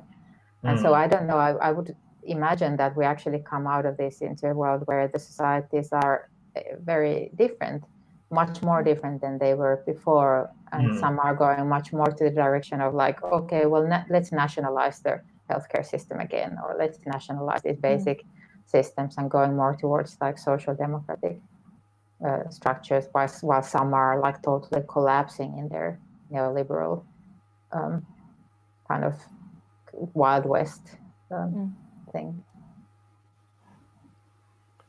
I think in terms of response to the COVID crisis, the final verdict is not yet spoken. It's not over. There is no vaccine. It can still come back in autumn, and maybe we will see. Maybe the strategy of Sweden, for example, could turn out to be the right one, even though they had more fatalities in the beginning, but they might have a few rounds down the line. We still have to see which one, which response was the most, the best one, or learn from different strategies how to deal with this and the uncertainties. And I think it would be a good opportunity to not. I also disagree with the notion of ally. I know you didn't mean it that way, but you can have this kind of rupture of normality and use it for something positive. Do we really have to import stuff from all over the world and travel like crazy all over the world? Are there no alternatives? I mean, telemeetings like this one have been predicted since the 90s, but they didn't really take place because for whatever reason. Now we had to do it, and maybe it's a good idea also to do more of these kind of meetings. We can still, get in touch and exchange. We don't have to, have a enormous fossil fuel imprint by traveling from A to B to C, I don't know, all around the world. But this is just like a tiny section, of course, and there are many other ways, and which we might react and adapt. Yeah, I think it's also so easy in our little culture bubble to kind of forget about the opportunities others see in such a moment, like Tereke was pointing out. I would like to make a last question and close the panel with that. And with this question, I actually want to go back. It's more like a kind of meta question, which maybe kind of points also towards the motivation why we as organizations have conceived of creating frictions. But it is a personal question, or one which comes from me. So do you share with me this observation that artists increasingly take the role either by themselves or asked or motivated by others to be a defender of the factual? And how do you see this then in the prospect of art? And is this part of a kind of, is this an amendment to our kind of social contract? We started out as jesters. We have not been even admitted to the court of Plato's kingdom. And so how do we deal with this? And how do we still keep the power of transgression of art if we are basically the keeper of the real? Eric, can you repeat the first part of the question? I missed that. Yeah, so do you share with me the observation that artists are increasingly taking the role of the defender of the factual? Why do you say that? I mean, can you expand this a little bit so I make sure I Because understand? I think that I can see a lot popping up here and there, like in art and science and technology. I think it's anyway, we work a lot with the factual. Yeah? But also I feel that in the wider art field, or like in the way maybe funding programs now are addressing artists, it has to do with increasingly with kind of getting hold on the creativity of artists to find solutions for problems based on facts like climate change, like the discussion maybe even we have today, societal problems and the likes. Kenny, what do you mean by factual? Do you mean like what it really is, that artists are becoming affirmative? What do you mean? Maybe factual would be kind of let's say common political sense, like for example with climate change, yeah, that there is a clear idea that this is happening, and then there is the call for action, and either it's a call for action by others, or artists themselves are basically jumping onto the bandwagon and say, hey, this is something we need to get our good aim. So artists are becoming more like activists. Yeah, that was actually, there is a little note here on my sheet about activism, yeah. But is the question too difficult, or is it not a question in your sense, or do you see that this is a non-problem, or? I think one of the problems that we're facing, which we discussed a little bit with the group, was how to, for example, critique science in the era of post-truth. You know, when every critique is immediately hijacked in the service of nationalism or these fringe right-wing movements, even, or also like how to critique feminism, or how to critique, you know, anything, and how to have any internal critique of progressive movements is the same thing. You almost don't want to do anything publicly because it's immediately, you know, appropriated. But with science, definitely, I feel that this is a question, is like we should be able to question science and critique science, especially in this field. But then at the same time, the whole world is questioning science, like in such a way that it's the hegemony is on the side of questioning science, or questioning facts, and then it becomes like almost like a marginal position to defend scientific research as something that's valid. I think that's at least one. I think it's a comfortable position, but yeah. So can we do both? Can we be defender of facts and still then transgress? Can you say again? I lost your voice for a... Can we be both? Can we do both? Can we be defender of the factual and still transgress? Yes, we have to. I mean, no, Erich, I remember we were talking about this element of transgression in one of the first calls I had with you. Just the question stayed with me. Yeah, it stayed with me too. It's in a lot of my notes, and it's how to be transgressive as an artist in a moment when respecting boundaries is important, because you don't know if you carry if you are potentially infectious, so you have to keep that distance from others you don't know to protect them, not even yourself. So how to be transgressive in this moment, how to be, and this question is so, it goes so deep that I still don't have a clear answer to that, but I'm happy because then it remains as a open question that will probably lead my work in the future. And I don't see I don't see a dichotomy between being defender of something and being transgressive. And I think phenomena like the climate change is not completely public knowledge. There are still many people who don't consider that. And then climate change is only a tiny bit of a wider environmental disruption. So let's call it environmental disruption with all the consequences, including climate change, of the worlds we live in. So let's embrace this complexity.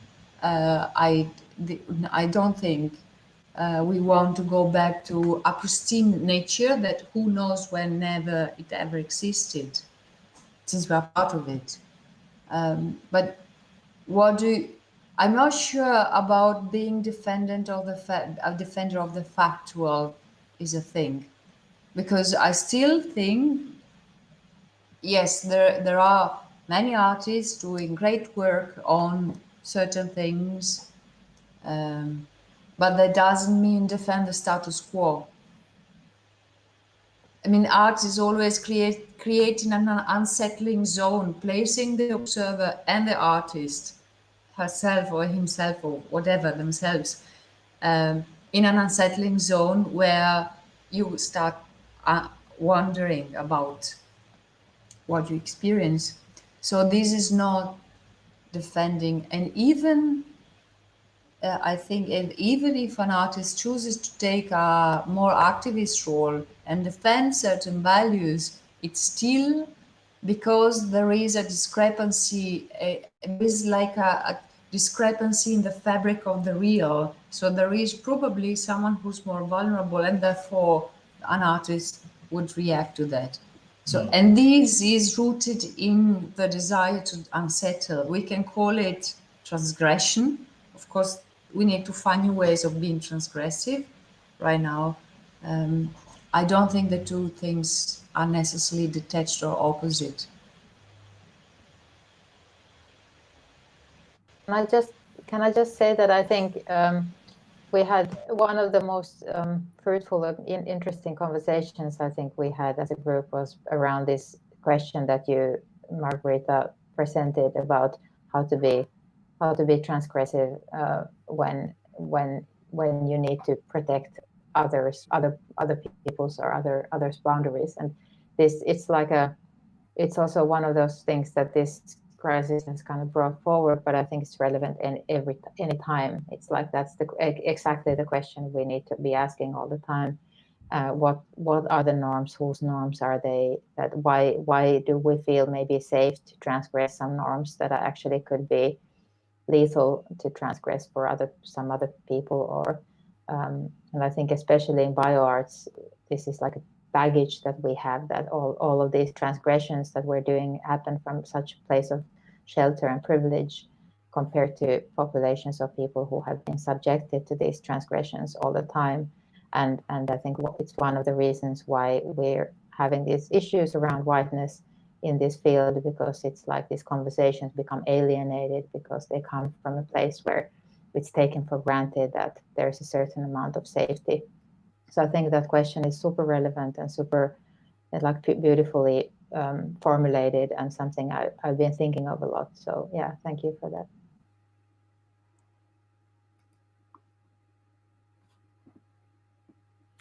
Okay, should we close the session then, or does somebody still want to say something? No, I think that maybe I would just, throw in, because I mean, I realized that I wanted to say something earlier and then I was muted. It doesn't matter. No, I think that I would just like to second Terika actually in that. So thank you very much, Margarita, for actually that point and that question that I think like was, part of a lot of food for thought for actually probably all of us in the group. And to some extent, I think that I was also like thinking of parallels with regard to, theory and the kind of, not art per se, but actually kind of like philosophical or theoretical thinking, working with concepts that can have certain potentials. And I think that to some extent it is also parallel, meaning that, certain ideas can be transgressive, but then at the same time, they should be kind of taken with that, kind of awareness of what does transgression mean, and, when can it be exercised or how it is exercised while not putting into, kind of dangerous situations others. So I think that there is a certain art in actually art of thinking that is actually perhaps working along the same lines. So I think that this was a lot of food for thought that was brought in with that question, that point. And I think that it also kind of somehow connected to many of the threads that we have been also discussing today. So maybe just to kind of, close that, I would say on my behalf, on behalf of myself, that I would like to thank actually all my group members for amazing ideas, for the intellectual generosity that you've been so eager to exercise and to share with me, with Erich, with the entire Hunger team, with all the Biofriction team, and with the general audience that we have today. And I would like to, of course, thank the entire Biofriction team and everyone involved. So thank you very much. Thank you. I would continue the thanks with all the people who joined us on YouTube, but also on the Hunger stream. and also in the Hunger chat, the contributions. I hope that we have been able to answer to some of the questions which have been posed. And I'm also looking forward, as I understand, there will be still some product coming from you in one form or the other, in probably written form. And so I think that we then can read a little bit more later in much more kind of concentrated form what was discussed today. I also would like to make the announcement for the next Braiding Friction event, which is by the group which is called Fetchologies, and that is the group by Hunger in Barcelona, which is hosted by Laura Benitez Valero. Laura is actually backstage here in the chat and is directing us because Laura is also basically the overall kind of content and artistic director of the Biofriction project. So thank you, Laura, for all the input and support also for that. And we are looking forward to Fetchology. That is with, as I said, with Laura, with Tony Gabaldon, Steve Kurtz, Power Makes Us Sick, and KinLab. And I think the date is not fixed, but it should be the 4th week of June, which is basically in 2 weeks. So, but you will hear soon in channels near and far when and where this is happening. So then thank you very much, everybody, and good evening. Thank you so much, Eric. Thank Thank you. you, everybody. It's been really great to get to know you. I think we are actually opening up now the chat for other people to come in, as far as I know. Was that the plan? So don't log off in case you don't need to. We could maybe have a little bit backstage now.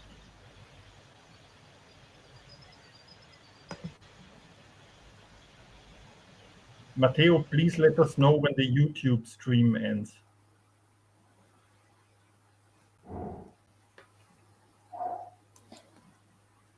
Bye, Marcus.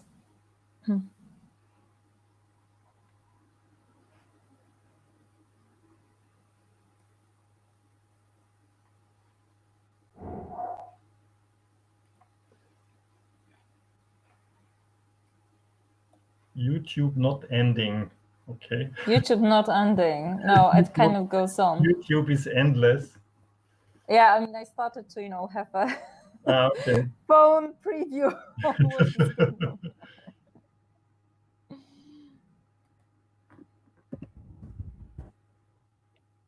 For organizing this.